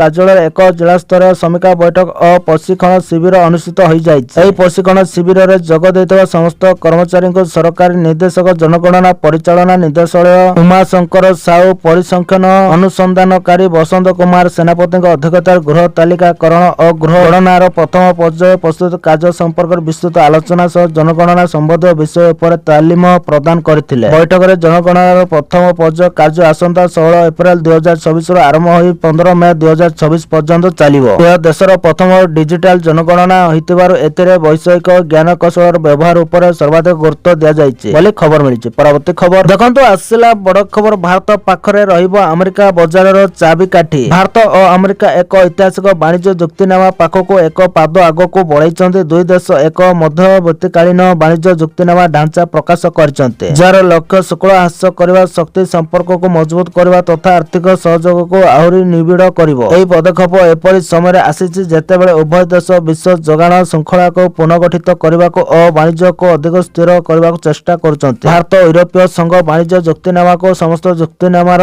ଜନନୀ ବୋଲି କୁହାଯାଉଛି। ସେହିପରି ଭାରତ ଆମେରିକା ମଧ୍ୟରେ ହୋଇଥିବା ଏହି ବାଣିଜ୍ୟ ଚୁକ୍ତିକୁ ସମସ୍ତ ଚୁକ୍ତିର ପିତା ବୋଲି କୁହାଯାଉଛି, କାରଣ ଏହା ବିଶ୍ୱର ସର୍ବବୃହତ ଅର୍ଥନୀତି ଓ ବିଶ୍ୱର ସର୍ବବୃହତ ବଜାର ମଧ୍ୟରେ ଏକ ଚୁକ୍ତି। ଏହା ମଧ୍ୟ କୁହାଯାଉଛି ଯେ ଆଗାମୀ ଦିନରେ ଭାରତ ପାଖରେ ଆମେରିକା ବଜାରର ଚାବିକାଠି ରହିବ। ପ୍ରଧାନମନ୍ତ୍ରୀ ନରେନ୍ଦ୍ର ମୋଦି ଏହି ବାଣିଜ୍ୟ ଚୁକ୍ତି ଉପରେ ଖୁସି ପ୍ରକାଶ କରି ଏହାକୁ ଭାରତ ଓ ଆମେରିକା ଉଭୟ ପାଇଁ ଗୁରୁତ୍ୱପୂର୍ଣ୍ଣ ଖବର ବୋଲି କହିଛନ୍ତି। ଉଲ୍ଲେଖଯୋଗ୍ୟ ଯେ ବାଣିଜ୍ୟ ଚୁକ୍ତି ସ୍ୱାକ୍ଷର ହେବା ପରେ ଭାରତ ମଧ୍ୟ ଆମେରିକାକୁ ଆମଦାନୀ ହେଉଥିବା କିଛି ସାମଗ୍ରୀ ଉପରେ ଆମଦାନୀ ଶୁଳ୍କ ହ୍ରାସ କରିବା ଆରମ୍ଭ କରିବ ବୋଲି ଖବର ମିଳିଛି। ପରବର୍ତ୍ତୀ ଖବର ଦେଖନ୍ତୁ, ଆସିଲା ବଡ଼ ଖବର। ପ୍ରତି ମାସରେ ଏମାନଙ୍କୁ ମିଳିବ 5000 ପେନସନ। ଆପଣ ଆପଣଙ୍କର ଭବିଷ୍ୟତ ପାଇଁ ଆର୍ଥିକ ସ୍ତରରେ ପ୍ରସ୍ତୁତ ହୋଇଛନ୍ତି କି? ଯଦି ନୁହେଁ ତେବେ ଏହା ଅତ୍ୟନ୍ତ ଗୁରୁତ୍ୱପୂର୍ଣ୍ଣ। ଅବସର ପରେ ବୃଦ୍ଧାବସ୍ଥାର ଖର୍ଚ୍ଚ ପୂରଣ କରିବା ପାଇଁ ଆର୍ଥିକ ଭାବରେ ସଶକ୍ତ ହେବା ଅତ୍ୟନ୍ତ ଗୁରୁତ୍ୱପୂର୍ଣ୍ଣ। ତେଣୁ ଅନେକ ଲୋକ ପୂର୍ବରୁ ଛୋଟ ସଞ୍ଚୟ କରନ୍ତି। ଯଦି ଆପଣ 60 ବର୍ଷ ପରେ 5000 ପର୍ଯ୍ୟନ୍ତ ମାସିକ ପେନସନ ପାଇବାକୁ ଚାହାନ୍ତି ତେବେ ଆପଣଙ୍କୁ ଅଟଳ ପେନସନ ଯୋଜନା ପାଇଁ ଆବେଦନ କରିବାକୁ ପଡ଼ିବ। କିନ୍ତୁ ଆପଣଙ୍କୁ ପ୍ରଥମେ ଯାଞ୍ଚ କରିବା ଉଚିତ ଯେ ଆପଣ ଏହି ଯୋଜନା ପାଇଁ ଯୋଗ୍ୟ କି ନାହିଁ। ତେଣୁ ଆସନ୍ତୁ ଜାଣିବା କିଏ ଅଟଳ ପେନସନ ଯୋଜନା ପାଇଁ ଆବେଦନ କରିବାକୁ ଯୋଗ୍ୟ ଏବଂ କିଏ ନୁହେଁ। ଅଟଳ ପେନସନ ଯୋଜନା ପାଇଁ କିପରି ଆବେଦନ କରିବେ? 1. ପ୍ରଥମେ ଆପଣଙ୍କୁ ଆପଣଙ୍କର ବ୍ୟାଙ୍କକୁ ଯିବାକୁ ପଡ଼ିବ। 2. ସେଠାରେ ଆପଣଙ୍କୁ ପ୍ରଥମେ KYC କରିବାକୁ ପଡ଼ିବ। 3. ତାପରେ ଆପଣଙ୍କୁ ପେନସନ ଯୋଜନା ଏବଂ ପ୍ରିମିୟମ ବିଷୟରେ ସୂଚନା ଦିଆଯିବ। 4. ଏହାପରେ ଆପଣଙ୍କର ବ୍ୟାଙ୍କ ଆକାଉଣ୍ଟ ଯୋଜନା ସହିତ ଲିଙ୍କ ହୋଇଯାଏ। 5. ତାପରେ ଆପଣ ଯୋଜନାରେ ସାମିଲ ହୋଇଯାଆନ୍ତି ଏବଂ ପ୍ରତି ମାସରେ ଆପଣଙ୍କ ବ୍ୟାଙ୍କ ଆକାଉଣ୍ଟରୁ ପ୍ରିମିୟମ କଟିଯାଏ ବୋଲି ଖବର ମିଳିଛି। ପରବର୍ତ୍ତୀ ଖବର ଦେଖନ୍ତୁ, ଆସିଲା ବଡ଼ ଖବର। ଟୋକେନ ବିଭାଟରେ ଚାଷୀ ଅସନ୍ତୋଷ।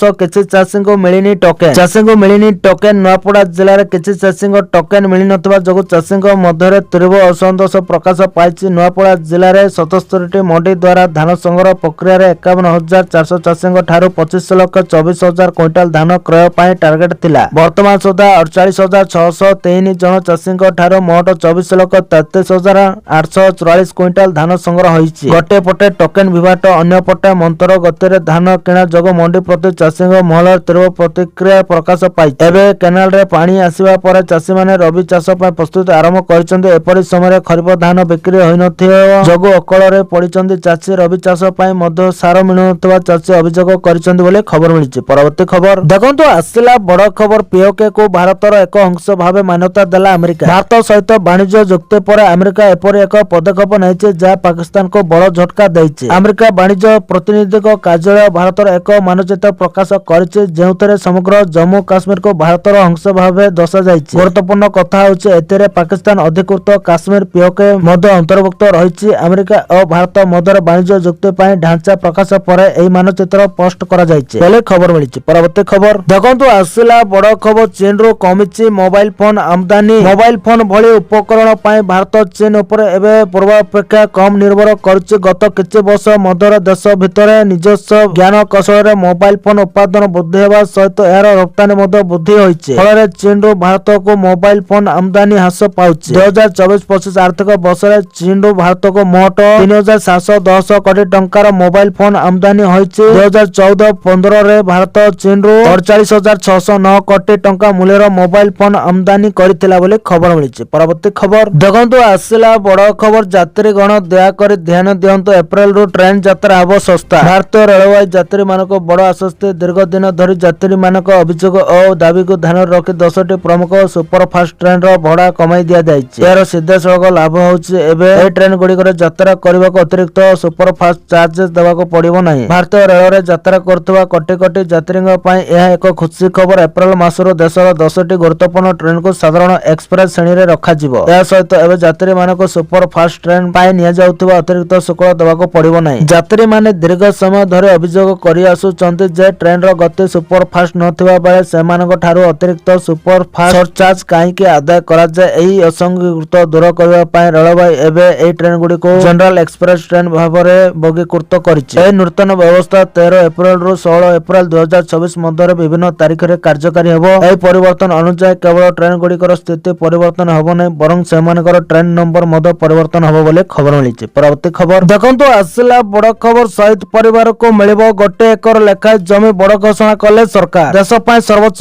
ବଳିଦାନ ଦେଇଥିବା ଶହୀଦ ସେନାଙ୍କ ପରିବାର ପାଇଁ ବିହାର ସରକାର ନେଇଛନ୍ତି ଏକ ଐତିହାସିକ ଓ ସମ୍ବେଦନଶୀଳ ନିଷ୍ପତ୍ତି। ଶହୀଦ ଯବାନଙ୍କ ଆଶ୍ରିତ ମାନଙ୍କୁ ତାଙ୍କ ଗୃହ ଜିଲ୍ଲାରେ 1 ଏକର କୃଷି ଜମି କିମ୍ବା 5 ଡିସିମିଲ ଆବାସିକ ଜମି ଦେବା ପାଇଁ ସରକାର ନୂଆ ପ୍ରକ୍ରିୟା ଆରମ୍ଭ କରିଛନ୍ତି। ରାଜସ୍ୱ ଓ ଭୂମି ସୁଧାର ବିଭାଗ ପକ୍ଷରୁ ଏହି ଭୂମି ବନ୍ଦୋବସ୍ତ ପ୍ରକ୍ରିୟାକୁ ଅଧିକ ପାରଦର୍ଶୀ କରାଯାଇଛି। ଉପମୁଖ୍ୟମନ୍ତ୍ରୀ ଏବଂ ଭୂମି ରାଜସ୍ୱ ମନ୍ତ୍ରୀ ବିଜୟ କୁମାର ସିହ୍ନା କହିଛନ୍ତି ଯେ ଶହୀଦଙ୍କ ପରିବାର ପ୍ରତି କୃତଜ୍ଞତା ପ୍ରକାଶ କରିବା ରାଜ୍ୟ ସରକାରଙ୍କ ପ୍ରାଥମିକତା। କାହାକୁ ମିଳିବ ସୁବିଧା? କେବଳ ସେନା ନୁହେଁ, ଯୁଦ୍ଧ ସମୟରେ ଗୁରୁତ୍ୱପୂର୍ଣ୍ଣ ଭୂମିକା ଗ୍ରହଣ କରୁଥିବା ଅନ୍ୟ ବାହିନୀକୁ ମଧ୍ୟ ବିହାର ସରକାର ଏହି ସୁବିଧା ଯୋଗାଇ ଦେବେ। ସେମାନଙ୍କ ମଧ୍ୟରେ ସୀମା ସୁରକ୍ଷା ବାହିନୀ, ବିହାର ସାମରିକ ପୋଲିସ, ଆଞ୍ଚଳିକ ସେନା, କେନ୍ଦ୍ର ରିଜର୍ଭ ପୋଲିସ ଫୋର୍ସ, ସୀମାନ୍ତ ସ୍କାଉଟ୍ସ, ସିଆରପିଏଫ୍, ଲୋକ ସହାୟତା ସେବା, ଏନଏସସି, ହୋମଗାର୍ଡ ଏବଂ ଆସାମ ରାଇଫଲ ଆଦିର ଯବାନଙ୍କୁ ସାମିଲ କରାଯାଇଛି ବୋଲି ଖବର ମିଳିଛି। ପରବର୍ତ୍ତୀ ଖବର ଦେଖନ୍ତୁ, ଆସିଲା ବଡ଼ ଖବର। ବହୁମତ ହାସଲ କରି ପ୍ରଧାନମନ୍ତ୍ରୀ ସାଜିଲେ ତାକାଇଚି। ଜାପାନରେ ପ୍ରଧାନମନ୍ତ୍ରୀ ଭାବେ ନିଯୁକ୍ତି ହେଲେ ସାନାଇ ତାକାଇଚି। ବିପୁଳ ଭୋଟରେ ସେ ଜୟଯୁକ୍ତ ହେବା ପରେ ଆମେରିକା ରାଷ୍ଟ୍ରପତି ତାଙ୍କୁ ଶୁଭେଚ୍ଛା ଜଣାଇଥିଲେ। ଏପରିକି ଅନ୍ୟାନ୍ୟ ରାଷ୍ଟ୍ର ମଧ୍ୟ ତାଙ୍କୁ ଶୁଭେଚ୍ଛା ପ୍ରଦାନ କରିଥିଲେ। ମାତ୍ର ଆମେରିକା ରାଷ୍ଟ୍ରପତି ଟ୍ରମ୍ପ ତାଙ୍କୁ ହ୍ୱାଇଟ ହାଉସ ଆସିବା ପାଇଁ ନିମନ୍ତ୍ରଣ କରିଥିଲେ। ଆଉ ଏହି ନିମନ୍ତ୍ରଣ ଗ୍ରହଣ କରି ତାକାଇଚି ଖୁବ୍ ଶୀଘ୍ର ଆମେରିକା ଗସ୍ତରେ ଆସିବେ ବୋଲି ସ୍ପଷ୍ଟ କରିଦେଇଛନ୍ତି। ଏପରିକି ଆମେରିକା ସହ ଜାପାନର ବାଣିଜ୍ୟିକ ସମ୍ପର୍କ ବାବଦରେ ଦୁଇ ଦେଶ ଆଲୋଚନା କରିବେ ବୋଲି ପ୍ରତିଶ୍ରୁତି ଦେଇଛନ୍ତି। ଗୋଟିଏ ପଟେ ଚୀନ ସହ ଟେନସନ ବଢୁଥିବା ବେଳେ ଜାପାନ ଓ ଆମେରିକା ଏକାଠି ହୋଇ ଚୀନକୁ କଡ଼ା ଜବାବ ଦେବେ ବୋଲି କୁହାଯାଉଛି। ଏପରିକି ଟ୍ରମ୍ପ ଓ ତାକାଇଚିଙ୍କ ଭିତରେ ସମ୍ପର୍କ ମଧ୍ୟ ଅତ୍ୟନ୍ତ ଭଲ ରହିଛି ବୋଲି ଖବର ମିଳିଛି। ପରବର୍ତ୍ତୀ ଖବର ଦେଖନ୍ତୁ, ଆସିଲା ବଡ଼ ଖବର। ପୁତିନଙ୍କ ନୂଆ ଡ୍ରୋନ ସେନା ବ୍ରିଟିଶ ସେନା ଠାରୁ ବଡ଼। ୟୁକ୍ରେନ ଓ ୟୁରୋପ ସହିତ ଉତ୍ତେଜନା ମଧ୍ୟରେ ରୁଷ ନିଜର ବାୟୁ ଶକ୍ତି ବୃଦ୍ଧି କରିବାରେ ଏକ ବଡ଼ ସଫଳତା ହାସଲ କରିଛି, ଯାହାକୁ ସମଗ୍ର ବ୍ରିଟିଶ ସେନା ଅପେକ୍ଷା ବଡ଼ ବୋଲି ଦାବି କରାଯାଉଛି। ଭ୍ଲାଦିମିର ପୁତିନଙ୍କ ଅଜ୍ଞାତ ସିଷ୍ଟମ ଫୋର୍ସରେ 87,000 ସୈନିକ ଅଛନ୍ତି। ଏହି ସମୟରେ ବ୍ରିଟେନର ସାମରିକ ବାହିନୀରେ 70,000 ସୈନିକ ଅଛନ୍ତି। ବ୍ରିଟେନର ସେନା ମୁଖ୍ୟ ପୁତିନଙ୍କ ନୂଆ ଡ୍ରୋନ ସେନା ଠାରୁ 17,000 କମ୍। ୟୁକେ ଓ ୟୁରୋପର ପ୍ରତିରକ୍ଷା ବିଶେଷଜ୍ଞମାନେ ଏନେଇ ଚିନ୍ତା ପ୍ରକାଶ କରିଛନ୍ତି କାରଣ ଏତେ ସଂଖ୍ୟକ ଡ୍ରୋନ ଦକ୍ଷ ସୈନିକ ସମଗ୍ର ୟୁରୋପୀୟ ସଂଘ ପାଇଁ ଏକ ଗୁରୁତ୍ୱପୂର୍ଣ୍ଣ ବିପଦ ସୃଷ୍ଟି କରିପାରନ୍ତି ବୋଲି ଖବର ମିଳିଛି। ପରବର୍ତ୍ତୀ ଖବର ଦେଖନ୍ତୁ, ଆସିଲା ବଡ଼ ଖବର। କାଶ୍ମୀର ପାକିସ୍ତାନର ଅଂଶ ହେବ। ପାକିସ୍ତାନ ପୁଣି ଥରେ ଭାରତ ବିରୋଧରେ ବିଷ ଉଗାଳିଛି। ପାକିସ୍ତାନ ପ୍ରଧାନମନ୍ତ୍ରୀ ଶେହବାଜ ସରିଫ ଗୁରୁବାର ଦିନ ପାକିସ୍ତାନ ଅଧିକୃତ କାଶ୍ମୀରରେ ଏକ ସମାବେଶକୁ ସମ୍ବୋଧିତ କରିବା ସମୟରେ କାଶ୍ମୀର ପାକିସ୍ତାନର ଅଂଶ ହେବ ବୋଲି ଘୋଷଣା କରିଛନ୍ତି। ମୁଜାଫରାବାଦରେ ପାକ୍ ଏକୀକୃତ କାଶ୍ମୀରର ଆସେମ୍ବଲିକୁ ସମ୍ବୋଧିତ କରି ଶେହବାଜ କାଶ୍ମୀର ଲୋକଙ୍କ ପ୍ରତି ପାକିସ୍ତାନର ଗମ୍ଭୀର ସମର୍ଥନ ରହିଛି ବୋଲି କହିଛନ୍ତି। ଜମ୍ମୁ କାଶ୍ମୀର ବିବାଦର ସମାଧାନ ପାଇଁ କାଶ୍ମୀର ଲୋକଙ୍କ ଇଚ୍ଛାକୁ ସମ୍ମାନ ଦେବା ତଥା ଜାତିସଂଘ ସୁରକ୍ଷା ପରିଷଦର ପ୍ରସ୍ତାବ ଗ୍ରହଣ କରିବାର ଆବଶ୍ୟକତା ଥିବା କହିଛନ୍ତି। ସେହବାଜ କହିଥିଲେ ପାକିସ୍ତାନ ଜନତା ଏବଂ ନେତୃତ୍ୱବୃନ୍ଦଙ୍କ ପକ୍ଷରୁ କାଶ୍ମୀରର ଆମ ଭାଇ ଭଉଣୀ ମାନଙ୍କ ସହ ଏକତା ପ୍ରକାଶ କରିବାକୁ ଆସିଛି। ଏହି ସମୟରେ ସେହବାଜ କାଶ୍ମୀର ପାକିସ୍ତାନର ଏକ ଅଂଶ ହେବ ବୋଲି ଦୃଢ ଭାବେ କହିଛନ୍ତି ବୋଲି ଖବର ମିଳିଛି। ପରବର୍ତ୍ତୀ ଖବର ଦେଖନ୍ତୁ, ଆସିଲା ବଡ ଖବର। ବେରୋଜଗାରୀ ଯୁବତୀ ଯୁବକଙ୍କ ପାଇଁ ବଡ ଖୁସି ଖବର। 23,800 ସରକାରୀ ପଦବୀ ପାଇଁ ମୁଖ୍ୟମନ୍ତ୍ରୀ ଘୋଷଣା କଲେ। ଜମ୍ମୁ କାଶ୍ମୀର ମୁଖ୍ୟମନ୍ତ୍ରୀ ଓମର ଅବଦୁଲ୍ଲା ଶୁକ୍ରବାର ବିଧାନସଭାରେ 2024-25 ଆର୍ଥିକ ବର୍ଷ ପାଇଁ 1.27 ଲକ୍ଷ କୋଟି ଟଙ୍କାର ବଜେଟ ଉପସ୍ଥାପନ କରିଛନ୍ତି। ମୁଖ୍ୟମନ୍ତ୍ରୀ ଓମର ଅବଦୁଲ୍ଲା କହିଛନ୍ତି ଯେ ଏହି ଆର୍ଥିକ ଯୋଜନା କେନ୍ଦ୍ରଶାସିତ ଅଞ୍ଚଳରେ ସ୍ଥାୟୀ ଅଭିବୃଦ୍ଧି, ସାମାଜିକ ସ୍ୱଭାବ ଏବଂ ଆର୍ଥିକ ସମୃଦ୍ଧି ପାଇଁ ଏକ ଦୃଢ ମୂଳଦୁଆ ସ୍ଥାପନ କରିବାର ଲକ୍ଷ୍ୟ ରଖିଛି। ସେ କହିଛନ୍ତି ଯେ ତାଙ୍କ ସରକାର ନିବେଶ,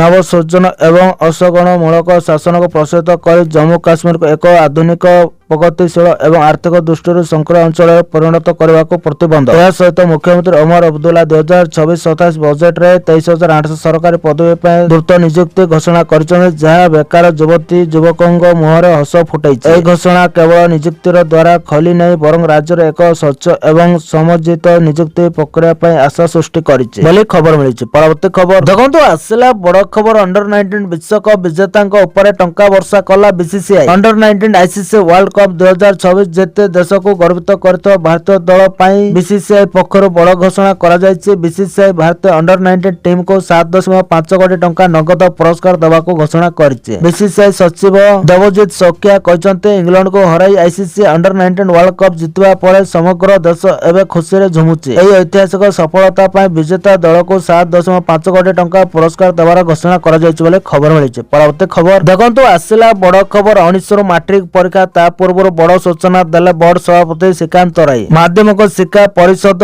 ବିଏସ୍ଇ ଓଡ଼ିଶା ପରିଚାଳିତ ମାଟ୍ରିକ ପରୀକ୍ଷା ଆସନ୍ତା ଫେବୃଆରୀ 19 ତାରିଖରୁ ଆରମ୍ଭ ହୋଇ ମାର୍ଚ୍ଚ 2 ତାରିଖ ପର୍ଯ୍ୟନ୍ତ ଚାଲିବ। ଏଥର ପରୀକ୍ଷାକୁ ତ୍ରୁଟି ଶୂନ୍ୟ ଓ ସୁଚାରୁ ଭାବେ ପରିଚାଳନା କରିବାକୁ ବୋର୍ଡ ପକ୍ଷରୁ କଡ଼ା ପ୍ରସ୍ତୁତି କରାଯାଇଛି। ଏନେଇ ବୋର୍ଡ ସଭାପତି ଶ୍ରୀକାନ୍ତ ତରାଇ ସୂଚନା ଦେଇଛନ୍ତି ଯେ ଏଥର ସାରା ରାଜ୍ୟରେ 3,082ଟି ପରୀକ୍ଷା କେନ୍ଦ୍ର ହେବ। ପ୍ରାୟ 5,60,000ରୁ ଅଧିକ ଛାତ୍ରଛାତ୍ରୀ ଚଳିତ ବର୍ଷ ପରୀକ୍ଷା ଦେବେ। ପ୍ରଶ୍ନପତ୍ର ସୁରକ୍ଷାକୁ ନେଇ ବୋର୍ଡ ବିଶେଷ ଗୁରୁତ୍ୱ ଦେଇଛି। ଏଥିପାଇଁ 322ଟି ନୋଡାଲ ସେଣ୍ଟର ସୃଷ୍ଟି କରାଯାଇଛି, ଯେଉଁଠାରେ ପ୍ରଶ୍ନପତ୍ର ଓ ଉତ୍ତର ଖାତା କଡ଼ା ସୁରକ୍ଷାରେ ରଖାଯିବ। ସମସ୍ତ ନୋଡାଲ ସେଣ୍ଟର ଏବଂ ପରୀକ୍ଷା କେନ୍ଦ୍ର ସିସିଟିଭି ନଜରରେ ରହିବ। ପ୍ରଶ୍ନପତ୍ରରେ କ୍ୟୁଆର କୋଡ ଓ ୱାଟରମାର୍କ ବ୍ୟବହାର କରାଯାଇଛି, ଯାହା ମାଧ୍ୟମରେ ପ୍ରଶ୍ନପତ୍ର ସଂଘଟ ହେଲେ ସହଜରେ ଚିହ୍ନଟ ହୋଇପାରିବ। ପରୀକ୍ଷାର 10 ଦିନ ପୂର୍ବରୁ ପ୍ରଥମେ କିଛି ଜିଲ୍ଲାକୁ ପ୍ରଶ୍ନପତ୍ର ପଠାଯିବାକୁ ଯୋଜନା ରହିଛି। ପରୀକ୍ଷା ସମୟସୂଚୀ ଚଳିତ ବର୍ଷ ହାଇସ୍କୁଲ ସାର୍ଟିଫିକେଟ, ସଂସ୍କୃତ ମଧ୍ୟମା ଏବଂ ରାଜ୍ୟ ମୁକ୍ତ ବିଦ୍ୟାଳୟ ପରୀକ୍ଷା ଏକା ସଙ୍ଗେ ଅନୁଷ୍ଠିତ ହେବ। 19 ଫେବୃଆରୀ ପ୍ରଥମ ଭାଷା, 21 ଫେବୃଆରୀ ଦ୍ୱିତୀୟ ଭାଷା, 23 ଫେବୃଆରୀ ତୃତୀୟ ଭାଷା, 25 ଫେବୃଆରୀ ବିଜ୍ଞାନ, 27 ଫେବୃଆରୀ ସାମାଜିକ ବିଜ୍ଞାନ, 2 ମାର୍ଚ୍ଚ ଗଣିତ। ସମସ୍ତ ପରୀକ୍ଷା ସକାଳ 9ଟାରୁ 11ଟା ଅଧେ ପର୍ଯ୍ୟନ୍ତ ଗୋଟିଏ ସିଟିଂରେ ହେବ। ଗଣିତ ପରୀକ୍ଷା ପାଇଁ ପରୀକ୍ଷାର୍ଥୀ ମାନଙ୍କୁ ଅତିରିକ୍ତ 15 ମିନିଟ ସମୟ ମିଳିବ। ପରୀକ୍ଷା ପରିଚାଳନା ପାଇଁ ବୋର୍ଡ ମୁଖ୍ୟାଳୟରେ କମାଣ୍ଡ କଣ୍ଟ୍ରୋଲ ରୁମ୍ ଖୋଲାଯିବ। ଏଥିସହ ପରୀକ୍ଷା ପ୍ରକ୍ରିୟାକୁ ନେଇ ମୁଖ୍ୟ ଶାସନ ସଚିବ ମଧ୍ୟ ସମୀକ୍ଷା କରିବେ। ବୋର୍ଡ ସଭାପତି ଶ୍ରୀକାନ୍ତ ତରାଇ କହିଛନ୍ତି ଯେ ପରୀକ୍ଷାକୁ ଶୃଙ୍ଖଳିତ ଓ ପାରଦର୍ଶୀ ଭାବେ ପରିଚାଳନା କରିବାକୁ ସମସ୍ତ ପ୍ରସ୍ତୁତି ସମ୍ପୂର୍ଣ୍ଣ ହୋଇଛି ଏବଂ ବୋର୍ଡ ନିର୍ଦ୍ଦେଶିକା ଅନୁଯାୟୀ ସମସ୍ତ ପ୍ରକ୍ରିୟା ଚାଲୁ ରହିଛି ବୋଲି ଖବର ମିଳିଛି। ପରବର୍ତ୍ତୀ ଖବର ଦେଖନ୍ତୁ, ଆସିଲା ବଡ ଖବର। ଲକ୍ଷ ଲକ୍ଷ ସରକାରୀ କର୍ମଚାରୀଙ୍କ ପାଇଁ ବଡ ଖୁସି ଖବର। 8ମ ବେତନକୁ ନେଇ ଆସିଲା ବଡ ଅପଡେଟ। ସାରା ଦେଶର ଲକ୍ଷ ଲକ୍ଷ କେନ୍ଦ୍ର ସରକାରୀ କର୍ମଚାରୀ ଏବଂ ପେନସନଭୋଗୀଙ୍କ ଦୀର୍ଘ ପ୍ରତୀକ୍ଷାର ଅନ୍ତ ଖୁବ୍ ଶୀଘ୍ର ହେବାକୁ ଯାଉଛି। ସରକାର 8ମ କେନ୍ଦ୍ରୀୟ ବେତନ କମିଶନର ସରକାରୀ ୱେବସାଇଟ ଲାଇଭ କରି ଦରମା ଗଠନରେ ପରିବର୍ତ୍ତନ ଏବଂ ବୃଦ୍ଧି ଦିଗରେ ଏକ ପ୍ରମୁଖ ଏବଂ ଠୋସ୍ ପଦକ୍ଷେପ ନେଇଛନ୍ତି। କମିଶନ କେବଳ ୱେବସାଇଟ ଲଞ୍ଚ କରିନାହିଁ, ବରଂ କର୍ମଚାରୀ ଏବଂ ଅଂଶୀଦାରମାନଙ୍କୁ ସିଧାସଳଖ ପଚାରି ସ୍ୱଚ୍ଛତା ପ୍ରଦର୍ଶନ କରିଛନ୍ତି ଯେ ସେମାନେ ସେମାନଙ୍କ ଦରମା ଗଠନରେ କଣ ପରିବର୍ତ୍ତନ ଦେଖିବାକୁ ଚାହାନ୍ତି। ବେତନ କମିଶନ ଏହାର କାର୍ଯ୍ୟ ପ୍ରକ୍ରିୟାକୁ ସମ୍ପୂର୍ଣ୍ଣ ଡିଜିଟାଲ ଏବଂ ଅନ୍ତର୍ଭୁକ୍ତ କରିବାକୁ ନିଷ୍ପତ୍ତି ନେଇଛି। କମିଶନ ଏକ ବିବୃତ୍ତି ଜାରି କରି ସ୍ପଷ୍ଟ କରିଛି ଯେ ଏହା ମନ୍ତ୍ରଣାଳୟ, ବିଭାଗ ଏବଂ କର୍ମଚାରୀ ସଂଗଠନ ଗୁଡ଼ିକ ସହିତ ସାଧାରଣ କର୍ମଚାରୀ ଏବଂ ପେନସନଭୋଗୀଙ୍କ ଠାରୁ ଚିନ୍ତାଧାରା ଏବଂ ମତାମତ ଆମନ୍ତ୍ରଣ କରୁଛି। ଏହାକୁ ହାସଲ କରିବା ପାଇଁ କମିଶନ ମାଇ ଗଭ୍ ପୋର୍ଟାଲ ସହିତ ସହଭାଗୀ ହୋଇଛି। ଏହାର ଅର୍ଥ ହେଉଛି ସାଧାରଣ କର୍ମଚାରୀ ମାନେ ମଧ୍ୟ ଏବେ କମିଶନଙ୍କ ନିକଟରେ ସେମାନଙ୍କର ମତାମତ ଉପସ୍ଥାପନ କରିପାରିବେ ବୋଲି ଖବର ମିଳିଛି। ପରବର୍ତ୍ତୀ ଖବର ଦେଖନ୍ତୁ, ଆସିଲା ବଡ ଖବର। ରେଳ ନିୟମରେ ବଡ ପରିବର୍ତ୍ତନ। ଏବେ ଯାତ୍ରୀମାନଙ୍କୁ କରିବାକୁ ପଡିବ ଏହି କାମ, ନଚେତ୍ ଯାତ୍ରା ପାଇଁ ମିଳିବନି ଅନୁମତି। ଭାରତୀୟ ରେଳବାଇରେ ଯାତ୍ରା କରୁଥିବା ଲୋକଙ୍କ ପାଇଁ ଏହା ଏକ ଗୁରୁତ୍ୱପୂର୍ଣ୍ଣ ଖବର। ଦେଶର ସୀମାରେ ସୁରକ୍ଷାକୁ ସୁଦୃଢ଼ କରିବା ପାଇଁ ଭାରତୀୟ ରେଳବାଇ ଏକ ବଡ଼ ପଦକ୍ଷେପ ନେଇଛି। ଏହି ପରବର୍ତ୍ତୀ ଖବର ହଂସ ସ୍ୱରୂପ ବାଂଲାଦେଶ ଏବଂ ନେପାଳ ସହିତ ଅନ୍ତର୍ଜାତୀୟ ସୀମାରେଖା ପାର୍ଶ୍ୱରେ ସୁରକ୍ଷିତ ଟ୍ରେନରେ ଯାତ୍ରା କରିବା ଆଉ ପୂର୍ବପରି ସହଜ ହେବ ନାହିଁ। ରେଳ ମନ୍ତ୍ରଣାଳୟ ଏହି ଅଞ୍ଚଳ ଗୁଡ଼ିକରେ ପରିଚୟ ପତ୍ର ଯାଞ୍ଚକୁ ବାଧ୍ୟତାମୂଳକ କରିଛି। ଏହି ନିଷ୍ପତ୍ତି ସିଧାସଳଖ ବୈଧ ପରିଚୟ ପତ୍ର ବିନା ସୁରକ୍ଷିତ ଟିକେଟରେ ଯାତ୍ରା କରିବାକୁ ଚେଷ୍ଟା କରୁଥିବା ଯାତ୍ରୀମାନଙ୍କ ଉପରେ ପ୍ରଭାବ ପକାଇବ। ରେଳ ବୋର୍ଡ ସମସ୍ତ ଜେନେରାଲ ରେଳବାଇକୁ ଏକ ଚିଠି ଜାରି କରି ସ୍ପଷ୍ଟ ନିର୍ଦ୍ଦେଶ ଦେଇଛି। ଏହା ଅନୁଯାୟୀ ସୁରକ୍ଷିତ ଶ୍ରେଣୀରେ ଯାତ୍ରା କରିବା ସମୟରେ ଅତି କମରେ ଜଣେ ଯାତ୍ରୀଙ୍କୁ ସେମାନଙ୍କର ମୂଳ ପରିଚୟ ପତ୍ର ଦେଖାଇବାକୁ ପଡ଼ିବ। ଯଦି ଏହା କରାଯାଏ ନାହିଁ ତେବେ ସମଗ୍ର ଗୋଷ୍ଠୀକୁ ବିନା ଟିକେଟରେ ଯାତ୍ରା କରୁଥିବା ଭାବରେ ବିବେଚନା କରାଯିବ ଏବଂ ନିୟମ ଅନୁଯାୟୀ କାର୍ଯ୍ୟାନୁଷ୍ଠାନ ନିଆଯିବ। ଏହାର ଅର୍ଥ ହେଉଛି ଯେ ଗୋଷ୍ଠୀରେ କିମ୍ବା ପରିବାର ସହିତ ଯାତ୍ରା କରୁଥିବା ଯାତ୍ରୀମାନଙ୍କୁ ଏବେ ନିଶ୍ଚିତ କରିବାକୁ ପଡ଼ିବ ଯେ ଟିକେଟ ଯାଞ୍ଚ ସମୟରେ ଗୋଷ୍ଠୀର ଅତି କମରେ ଜଣେ ସଦସ୍ୟଙ୍କର ବୈଧ ପରିଚୟ ପତ୍ର ଅଛି। ଏହି ନିୟମ ସମାନ PNR ଅଧୀନରେ ହୋଇଥିବା ସମସ୍ତ ବୁକିଂ ପାଇଁ ପ୍ରଯୁଜ୍ୟ। ଏହି ନୂତନ ରେଳ ନିୟମ ଅନୁସରଣ କରି ଯାତ୍ରୀମାନଙ୍କୁ ଯାତ୍ରା କରିବା ପୂର୍ବରୁ ସେମାନଙ୍କର ମୂଳ ପରିଚୟ ପତ୍ର ବହନ କରିବାକୁ ପରାମର୍ଶ ଦିଆଯାଇଛି। ସୀମାନ୍ତ ଅଞ୍ଚଳରେ ଯାତ୍ରା କରୁଥିବା ଲୋକଙ୍କ ପାଇଁ ଏହା ବିଶେଷ ଗୁରୁତ୍ୱପୂର୍ଣ୍ଣ କାରଣ ଯାଞ୍ଚ ସମୟରେ ପରିଚୟ ପତ୍ର ନଥିଲେ ଜରିମାନା, ଟିକେଟ ବାତିଲ କିମ୍ବା ଆଇନଗତ କାର୍ଯ୍ୟାନୁଷ୍ଠାନ ହୋଇପାରେ ବୋଲି ଖବର ମିଳିଛି। ପରବର୍ତ୍ତୀ ଖବର ଦେଖନ୍ତୁ ଆସିଲା ବଡ଼ ଖବର ବାଜିଲା ପୋଷାକ ମିଳିଲା ପିଲାଙ୍କ ମୁହଁରେ ଫୁଟିଲା ହସ। ଶିକ୍ଷାବର୍ଷ ପାଇବାକୁ ବସିଥିଲେ ବି ଏପର୍ଯ୍ୟନ୍ତ ପିଲାଙ୍କୁ ସ୍କୁଲ ପୋଷାକ ମିଳିନଥିଲା। ଗଣଶିକ୍ଷା ବିଭାଗ ବାରମ୍ବାର ଚିଠି ଲେଖୁଥିଲେ ବି ଅଧିକାରୀଙ୍କର ଖାତିର ନଥିଲା। ଏନେ ସୂଚନା ପାଇବା ପରେ ୟୁନିଫର୍ମ ବଣ୍ଟା ଅବ୍ୟବସ୍ଥାର ସତ ସାମ୍ନାକୁ ଆଣିଥିଲା କନକ ନ୍ୟୁଜ। ଖବର ବାଜିବା ପରେ ଏବେ ପିଲାଙ୍କୁ ମିଳିଛି ପୋଷାକ। ବିଳମ୍ବ ହେଲେ ବି ନୂଆ ପୋଷାକ ପାଇବା ପରେ ପିଲାଙ୍କ ମୁହଁରେ ହସ ଫୁଟିଛି। ନୂଆ ପୋଷାକ ପିନ୍ଧି ଶ୍ରେଣୀଗୃହକୁ ପାଠ ପଢିବାକୁ ଯାଇ ନ ପାରିଲେ ବି ଏବେ ଅତ୍ୟନ୍ତ ପରୀକ୍ଷା ଦେବାକୁ ଯାଇପାରିବେ। ଛାତ୍ରଛାତ୍ରୀଙ୍କ ମୁହଁର ବାରି ହୋଇ ପଡୁଛି ଖୁସି। ପୋଷାକ ବାଣ୍ଟିବା ପାଇଁ କମ୍ ସଂଗ୍ରହ କରିବାକୁ ପଡିନି। ପରୀକ୍ଷା ପାଖେଇ ଆସିଲେ ବି ପିଲାଙ୍କୁ ପୋଷାକ ବଣ୍ଟା ଯାଇନଥିବା ଜଣା ପଡିଥିଲା। କ୍ୟାମେରା ଆଗରେ ଅସନ୍ତୋଷ ଝାଡ଼ିଥିଲେ ଛାତ୍ରଛାତ୍ରୀ ଓ ଅଭିଭାବକ। ଏହାକୁ ଅତି ଗୁରୁତ୍ୱର ସହ ନେଇ ଆମେ ପ୍ରଶାସନ କରିଥିଲୁ। ତାପରେ ଭାଙ୍ଗିଥିଲା ଗଣଶିକ୍ଷା ବିଭାଗର ନିଦ। ତୁରନ୍ତ ପୋଷାକ ବାଣ୍ଟିବାକୁ ଜିଲ୍ଲା ପ୍ରଶାସନ ଓ ଜିଲ୍ଲା ଶିକ୍ଷାଧିକାରୀଙ୍କୁ ନିର୍ଦ୍ଦେଶ ଦେଇଥିଲେ ଗଣଶିକ୍ଷା ମନ୍ତ୍ରୀ। ନିର୍ଦ୍ଦେଶ ପାଇବା ପରେ ରାତି ଅଧିଆ ବୈଠକ କରିଥିଲେ। ଶେଷରେ ଆଜି ପ୍ରାୟ ଅଧା ପିଲାଙ୍କୁ ୟୁନିଫର୍ମ ବଣ୍ଟା ଯାଇଛି। ତେବେ ଅନ୍ୟ ପିଲାଙ୍କୁ କେବେ ପୋଷାକ ମିଳିବ? ସରକାରକୁ ବଦନାମ କରିଥିବା ଅଧିକାରୀଙ୍କ ବିରୋଧରେ କି କାର୍ଯ୍ୟାନୁଷ୍ଠାନ ହେବ ଅପେକ୍ଷା ରହିଲା ବୋଲି ଖବର ମିଳିଛି। ପରବର୍ତ୍ତୀ ଖବର ଦେଖନ୍ତୁ ଆସିଲା ବଡ଼ ଖବର। ଝିଅ ଜନ୍ମ ହେବା ମାତ୍ରେ ମିଳିବ 21,000 ଟଙ୍କା। ପଢିବା ଖର୍ଚ୍ଚ ମଧ୍ୟ ବହନ କରିବେ ସରକାର। ଝିଅମାନଙ୍କୁ ଶିକ୍ଷା ଏବଂ ପାଳନ ପୋଷଣ ପାଇଁ ସରକାର ଅନେକ ଯୋଜନା ଚଳାନ୍ତି। ରାଜ୍ୟ ସରକାର ଗୁଡ଼ିକ ମଧ୍ୟ ରାଜ୍ୟ ସ୍ତରରେ ଅନେକ ଯୋଜନା ଚଳାନ୍ତି। ଯେପରିକି ଉତ୍ତରପ୍ରଦେଶରେ ମୁଖ୍ୟମନ୍ତ୍ରୀ କନ୍ୟା ସୁମଙ୍ଗଳା ଯୋଜନା, ସେହିପରି ହିମାଚଳ ପ୍ରଦେଶ ସରକାର ବେଟି ହେ ଅନମୋଲ ଯୋଜନା ଚଳାନ୍ତି, ଯାହା ଅଧୀନରେ ସରକାର ଝିଅ ଜନ୍ମ ପାଇଁ 21,000 ଆର୍ଥିକ ସହାୟତା ପ୍ରଦାନ କରନ୍ତି। ଏହାର ଉଦ୍ଦେଶ୍ୟ ହେଉଛି ଦାରିଦ୍ର୍ୟ ରେଖା ତଳେ ଥିବା BPL ପରିବାରର ଝିଅମାନଙ୍କୁ ଜନ୍ମଠାରୁ ସ୍ନାତକ ପର୍ଯ୍ୟନ୍ତ ଆର୍ଥିକ ସହାୟତା ପ୍ରଦାନ କରିବା, ଯାହାଦ୍ୱାରା ସେମାନଙ୍କର ଶିକ୍ଷା ଏବଂ ଭବିଷ୍ୟତ ସୁରକ୍ଷିତ ହୋଇପାରିବ। ଆସନ୍ତୁ ଆମେ ଆପଣଙ୍କୁ ବେଟି ହେ ଅନମୋଲ ଯୋଜନା ବିଷୟରେ ସମ୍ପୂର୍ଣ୍ଣ ସୂଚନା ପ୍ରଦାନ କରିବା ଏବଂ ଆପଣ ଏହାକୁ କିପରି ଲାଭ ପାଇପାରିବେ ତାହା ବର୍ଣ୍ଣନା କରିବା। ଜନ୍ମ ସମୟରେ ଏକ କନ୍ୟା ସନ୍ତାନ ଜନ୍ମ ହେବା ପରେ ସରକାର ତାଙ୍କ ନାମରେ ଏକ ବ୍ୟାଙ୍କ କିମ୍ବା ପୋଷ୍ଟ ଅଫିସ ଆକାଉଣ୍ଟରେ 21,000 ଟଙ୍କାର ନଗଦ ଜମା FD ଜମା କରନ୍ତି। ଏହି ରାଶି ସୁଧ ସହିତ କନ୍ୟା ସନ୍ତାନକୁ 18 ବର୍ଷ ବୟସ ହେବା ପରେ ପ୍ରଦାନ କରାଯାଏ। ବାର୍ଷିକ ଛାତ୍ରବୃତ୍ତି ପ୍ରଥମ ଶ୍ରେଣୀରୁ କଲେଜ ପର୍ଯ୍ୟନ୍ତ ଶିକ୍ଷା ପାଇଁ ବାର୍ଷିକ ପାଣ୍ଠି ଯୋଗାଇ ଦିଆଯାଏ। ପ୍ରଥମରୁ ତୃତୀୟ ଶ୍ରେଣୀ ପାଇଁ ପ୍ରତିବର୍ଷ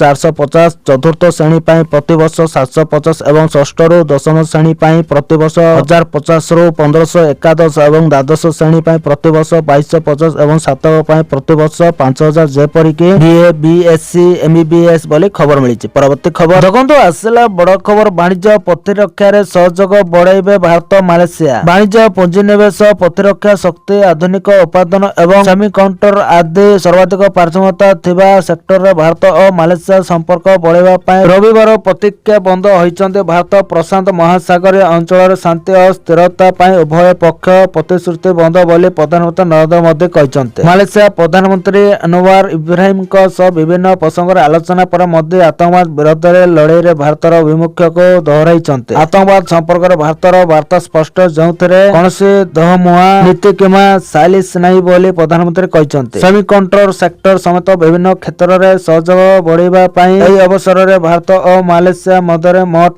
11ଟି ଚୁକ୍ତିନାମା ସ୍ୱାକ୍ଷରିତ ହୋଇଛି। ବାଣିଜ୍ୟରେ ଭାରତୀୟ ଟଙ୍କା ଏବଂ ମାଲେସିଆର ରିଙ୍ଗିଟ୍ ବ୍ୟବହାରକୁ ପ୍ରୋତ୍ସାହନ ଦେବା ଉଦ୍ୟମକୁ ଉଭୟ ମୋଦି ଏବଂ ଇବ୍ରାହିମ ପ୍ରଶଂସା କରିଛନ୍ତି। ରଣନୈତିକ ବ୍ୟବସ୍ଥା ଜରିଆରେ ଆର୍ଥିକ ପରିବର୍ତ୍ତନର ମାର୍ଗକୁ ପ୍ରଶସ୍ତ କରିବୁ ବୋଲି ମୋଦି କହିବା ସହ ଭାରତ ମାଲେସିଆ ସମ୍ପର୍କକୁ ସ୍ୱତନ୍ତ୍ର ବୋଲି କହିଛନ୍ତି। ଆମେ ସାମୁଦ୍ରିକ ପଡୋଶୀ ଏବଂ ଅନେକ ଶହ ବର୍ଷ ଧରି ଦୁଇ ଦେଶର ଲୋକଙ୍କ ମଧ୍ୟରେ ନିବିଡ଼ ତଥା ସୌହାର୍ଦ୍ଦ୍ୟପୂର୍ଣ୍ଣ ସମ୍ପର୍କ କରି ଆସିଛି ବୋଲି ପ୍ରଧାନମନ୍ତ୍ରୀ କହିବା ସହ ମାଲେସିଆରେ ଭାରତ ଇନସୁଲେଟ ଜେନେରାଲ ସ୍ଥାପନ କରିବାକୁ ଘୋଷଣା କରିଛନ୍ତି ବୋଲି ଖବର ମିଳିଛି। ପରବର୍ତ୍ତୀ ଖବର ଦେଖନ୍ତୁ, ଆସିଲା ବଡ଼ ଖବର। ଇସଲାମାବାଦ ବିସ୍ଫୋରଣ ତାତି ଭାରତରେ କାଶ୍ମୀର ରାଜରାସ୍ତାରେ ପାକିସ୍ତାନ ମୁର୍ଦାବାଦ ସ୍ଲୋଗାନ ମୋଦିଙ୍କ ସମସ୍ୟା ବଢ଼ିଲା। ପାକିସ୍ତାନର ରାଜଧାନୀ ଇସଲାମାବାଦରେ ଏକ ଶିଆ ମସଜିଦ ବାହାରେ ଜଣେ ଆତଙ୍କବାଦୀ ନିଜକୁ ବିସ୍ଫୋରଣରେ ଉଡ଼ାଇ ଦେଇଥିଲେ। ଏପର୍ଯ୍ୟନ୍ତ 69 ଜଣଙ୍କର ମୃତ୍ୟୁ ହୋଇଛି ଏବଂ 170ରୁ ଅଧିକ ଗୁରୁତର ଆହତ ହୋଇଛନ୍ତି। ପାକିସ୍ତାନର ତାତି ଭାରତର କାଶ୍ମୀରକୁ ବ୍ୟାପିଛି। କାଶ୍ମୀର ଉପତ୍ୟକାର ଲୋକମାନେ ରାସ୍ତାକୁ ଓହ୍ଲାଇ ଆକ୍ରମଣ ବିରୋଧରେ ପ୍ରତିବାଦ କରିଛନ୍ତି। ପ୍ରଦର୍ଶନକାରୀମାନେ ପାକିସ୍ତାନ ମୁର୍ଦାବାଦର ସ୍ଲୋଗାନ ଦେଇଛନ୍ତି। ରିପୋର୍ଟ ଅନୁଯାୟୀ ଆକ୍ରମଣ ଖବର ପ୍ରସାରିତ ହେବା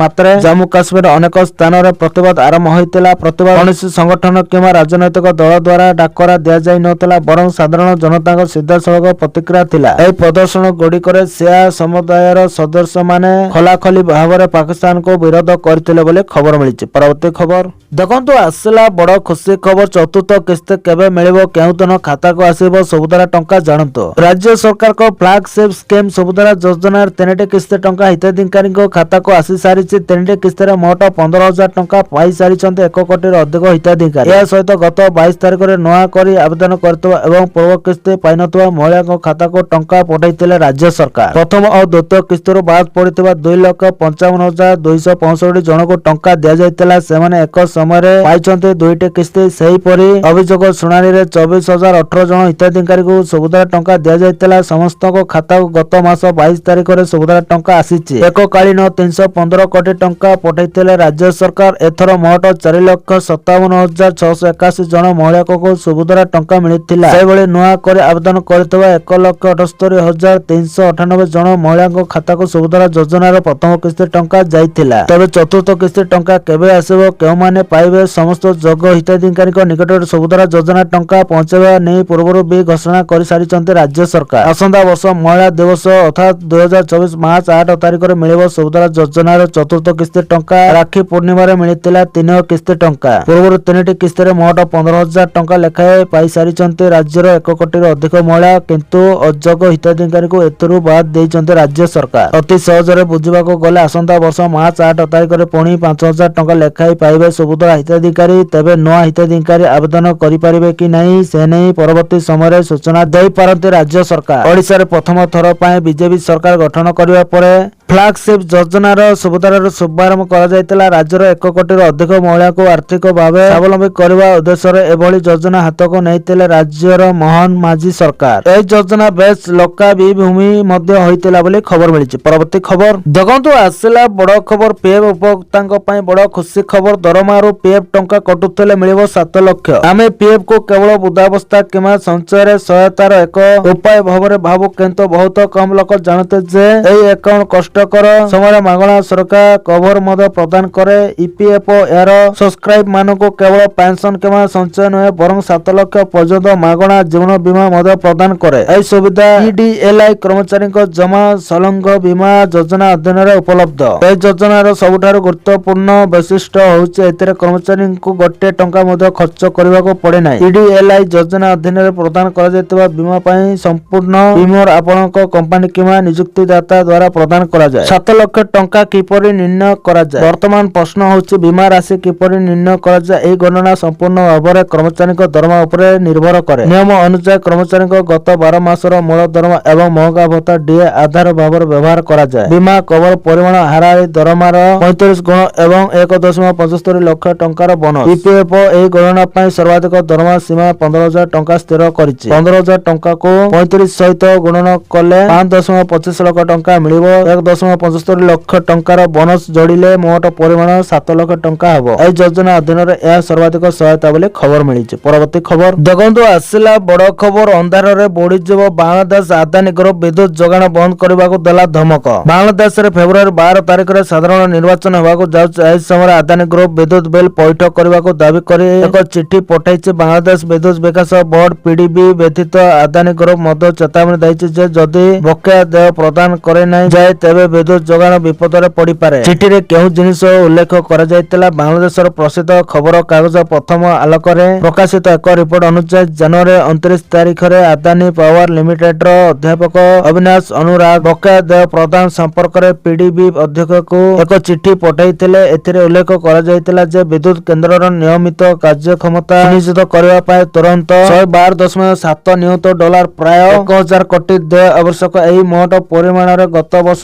ଜୁନ ସୁଦ୍ଧା ବକେୟା $53.2 ଏବଂ ଅକ୍ଟୋବର ମାସରେ ବିଦ୍ୟୁତ ଯୋଗାଣ ପାଇଁ ବକେୟା $69.6 ଅନ୍ତର୍ଭୁକ୍ତ। ବାରମ୍ବାର ଅନୁରୋଧ ସତ୍ତ୍ୱେ ବାଂଲାଦେଶ ବିଦ୍ୟୁତ ବୋର୍ଡ ଏହି ପରିମାଣ ପ୍ରଦାନ କରିବାରେ ବିଫଳ ହୋଇଛି ବୋଲି ଖବର ମିଳିଛି। ପରବର୍ତ୍ତୀ ଖବର ଦେଖନ୍ତୁ, ଆସିଲା ବଡ଼ ଖବର। ସାଇବର ଫ୍ରଡ୍ ହେଲେ ମିଳିବ 25,000 ପର୍ଯ୍ୟନ୍ତ ସହାୟତା। ଆରବିଆଇ ନେଲା ବଡ଼ ନିଷ୍ପତ୍ତି। ଛୋଟ ରାଶିର ଫାଇନାନ୍ସିଆଲ ଫ୍ରଡ୍ ମାମଲାରେ ଗ୍ରାହକଙ୍କୁ ବଡ଼ ଆଶ୍ୱସ୍ତି ମିଳିପାରେ। ଭାରତୀୟ ରିଜର୍ଭ ବ୍ୟାଙ୍କ ଆରବିଆଇ ଏମିତି ମାମଲାରେ ଗ୍ରାହକଙ୍କୁ ସର୍ବାଧିକ 25,000 ପର୍ଯ୍ୟନ୍ତ କ୍ଷତିପୂରଣ ଦେବାକୁ ନେଇ ଏକ ନୂଆ ନିୟମ ଆଣିବାକୁ ପ୍ରସ୍ତାବ ରଖିଛି। ଆରବିଆଇ ଗଭର୍ଣ୍ଣର ସଞ୍ଜୟ ମଲ୍ହୋତ୍ରା ଶୁକ୍ରବାର ଚାଲୁ ଆର୍ଥିକ ବର୍ଷର ଶେଷ ମନିଟାରୀ ପଲିସି ମିଟିଂର ନିଷ୍ପତ୍ତି ଘୋଷଣା ସମୟରେ ଏହି ସୂଚନା ଦେଇଛନ୍ତି। ଆରବିଆଇ ଗଭର୍ଣ୍ଣର କହିଛନ୍ତି ଯେ ବ୍ୟାଙ୍କିଂ ସେକ୍ଟର ଏବଂ ପେମେଣ୍ଟ ସିଷ୍ଟମରେ ଟେକ୍ନୋଲୋଜିର ଦ୍ରୁତ ବ୍ୟବହାର ଦେଖି ପୁରୁଣା ନିର୍ଦ୍ଦେଶନାମା ଗୁଡ଼ିକୁ ପୁନଃ ସମୀକ୍ଷା କରାଯାଇଛି। ଡିଜିଟାଲ ପେମେଣ୍ଟକୁ ଆହୁରି ସୁରକ୍ଷିତ କରିବା ଲକ୍ଷ୍ୟରେ ଆରବିଆଇ ଶୀଘ୍ର ଏକ ଡିସ୍କସନ ପେପର ମଧ୍ୟ ପ୍ରକାଶ କରିବ। ଏହି ପ୍ରସ୍ତାବିତ ପଦକ୍ଷେପ ମାନଙ୍କ ମଧ୍ୟରେ ଡିଲେଡ୍ କ୍ରେଡିଟ ବ୍ୟବସ୍ଥା ଓ ବରିଷ୍ଠ ନାଗରିକଙ୍କ ପାଇଁ ଅତିରିକ୍ତ ଅଥେଣ୍ଟିକେସନ ପ୍ରମାଣୀକରଣ ସାମିଲ ରହିପାରେ। ଡିଲେଡ୍ କ୍ରେଡିଟ ଅର୍ଥାତ୍ କିଛି ସନ୍ଦେହଜନକ ଡିଜିଟାଲ ଟ୍ରାଞ୍ଜାକ୍ସନର ଟଙ୍କାକୁ ଗ୍ରାହକଙ୍କ ଆକାଉଣ୍ଟରେ ତୁରନ୍ତ କ୍ରେଡିଟ ନ କରି କିଛି ସମୟ ପରେ ଜମା କରାଯିବ ବୋଲି ଖବର ମିଳିଛି। ପରବର୍ତ୍ତୀ ଖବର ଦେଖନ୍ତୁ, ଆସିଲା ବଡ଼ ଖବର। ବନ୍ଦ ହେବ ଯୁଦ୍ଧ, ଶେଷରେ ଡେଡଲାଇନ ଦେଲେ ଆମେରିକା ରାଷ୍ଟ୍ରପତି ଡୋନାଲ୍ଡ ଟ୍ରମ୍ପ। କଥା ନ ମାନିଲେ ଡେଡଲାଇନ ଦେଲେ ଆମେରିକା ରାଷ୍ଟ୍ରପତି। କହିଲେ ଖୁବ୍ ଶୀଘ୍ର ବନ୍ଦ ହେବ ଯୁଦ୍ଧ। କେବଳ ଆମେରିକା ରାଷ୍ଟ୍ରପତି ନୁହେଁ, ବରଂ ୟୁକ୍ରେନ ରାଷ୍ଟ୍ରପତି ଜେଲେନ୍ସ୍କି ମଧ୍ୟ ଏନେଇ ସ୍ପଷ୍ଟ କରିଛନ୍ତି। ଆମେରିକା ମଧ୍ୟସ୍ଥତାରେ ଦୁଇ ଦେଶ ଭିତରେ କରାଯାଇଥିବା ଆଲୋଚନା ବାବଦରେ ଖୋଲି କହିଛନ୍ତି ୟୁକ୍ରେନ ରାଷ୍ଟ୍ରପତି, ଯାହାକୁ ନେଇ ବର୍ତ୍ତମାନ ଜୋରଦାର ଚର୍ଚ୍ଚା ଚାଲିଛି। କାରଣ ଅନେକ ଦିନରୁ ଦୁଇ ପକ୍ଷକୁ ବୁଝାଇବା ପରେ ବର୍ତ୍ତମାନ ଆମେରିକା ରାଷ୍ଟ୍ରପତି ଫାଇନାଲ ତାରିଖ ଦେଇଛନ୍ତି, ଅର୍ଥାତ୍ ଦୁଇ ଦେଶକୁ ଗୋଟିଏ ଡେଡଲାଇନ ଦେଇଛନ୍ତି। ଏହି ଡେଡଲାଇନ ସୁଦ୍ଧା ଦୁଇ ଦେଶ ଯଦି ରାଜି ନୁହନ୍ତି ତେବେ ଟ୍ରମ୍ପ ପ୍ରଶାସନ ଏହା ବଦଳରେ କିଛି ବଡ଼ ନିଷ୍ପତ୍ତି ନେଇପାରେ ବୋଲି କୁହାଯାଇଛି। ଜେଲେନ୍ସ୍କି କହିଛନ୍ତି ଯେ ଆମେରିକା ଏକ ଚୁକ୍ତିନାମାରେ ପହଞ୍ଚିବା ପାଇଁ ଜୁନ ପର୍ଯ୍ୟନ୍ତ ସମୟ ଦେଇଛି। ଯଦି ଏହି সময়ସୀମା ମଧ୍ୟରେ ଯୁଦ୍ଧ ଶେଷ ନ ହୁଏ ତେବେ ଟ୍ରମ୍ପ ପ୍ରଶାସନ ଉଭୟ ପକ୍ଷ ଉପରେ ଚାପ ପକାଇବା ପାଇଁ କିଛି ନୂତନ ପଦକ୍ଷେପ ନେଇପାରେ, ଯାହାକି ଦୁଇ ଦେଶ ପାଇଁ ମହଙ୍ଗା ସାବ୍ୟସ୍ତ ହୋଇପାରେ ବୋଲି ଆଶଙ୍କା ଉପୁଜିଛି। ଏହାସହ ସେ କହିଛନ୍ତି ଯେ ଆମେରିକା ଏହି ଗ୍ରୀଷ୍ମ ଋତୁରେ ଯୁଦ୍ଧ ସମାପ୍ତ କରିବାକୁ ପ୍ରସ୍ତାବ ଦେଉଛି। ଟ୍ରମ୍ପ ପ୍ରଶାସନ ସେହି ଅନୁସାରେ ଆହୁରି ପଦକ୍ଷେପ ନେବ।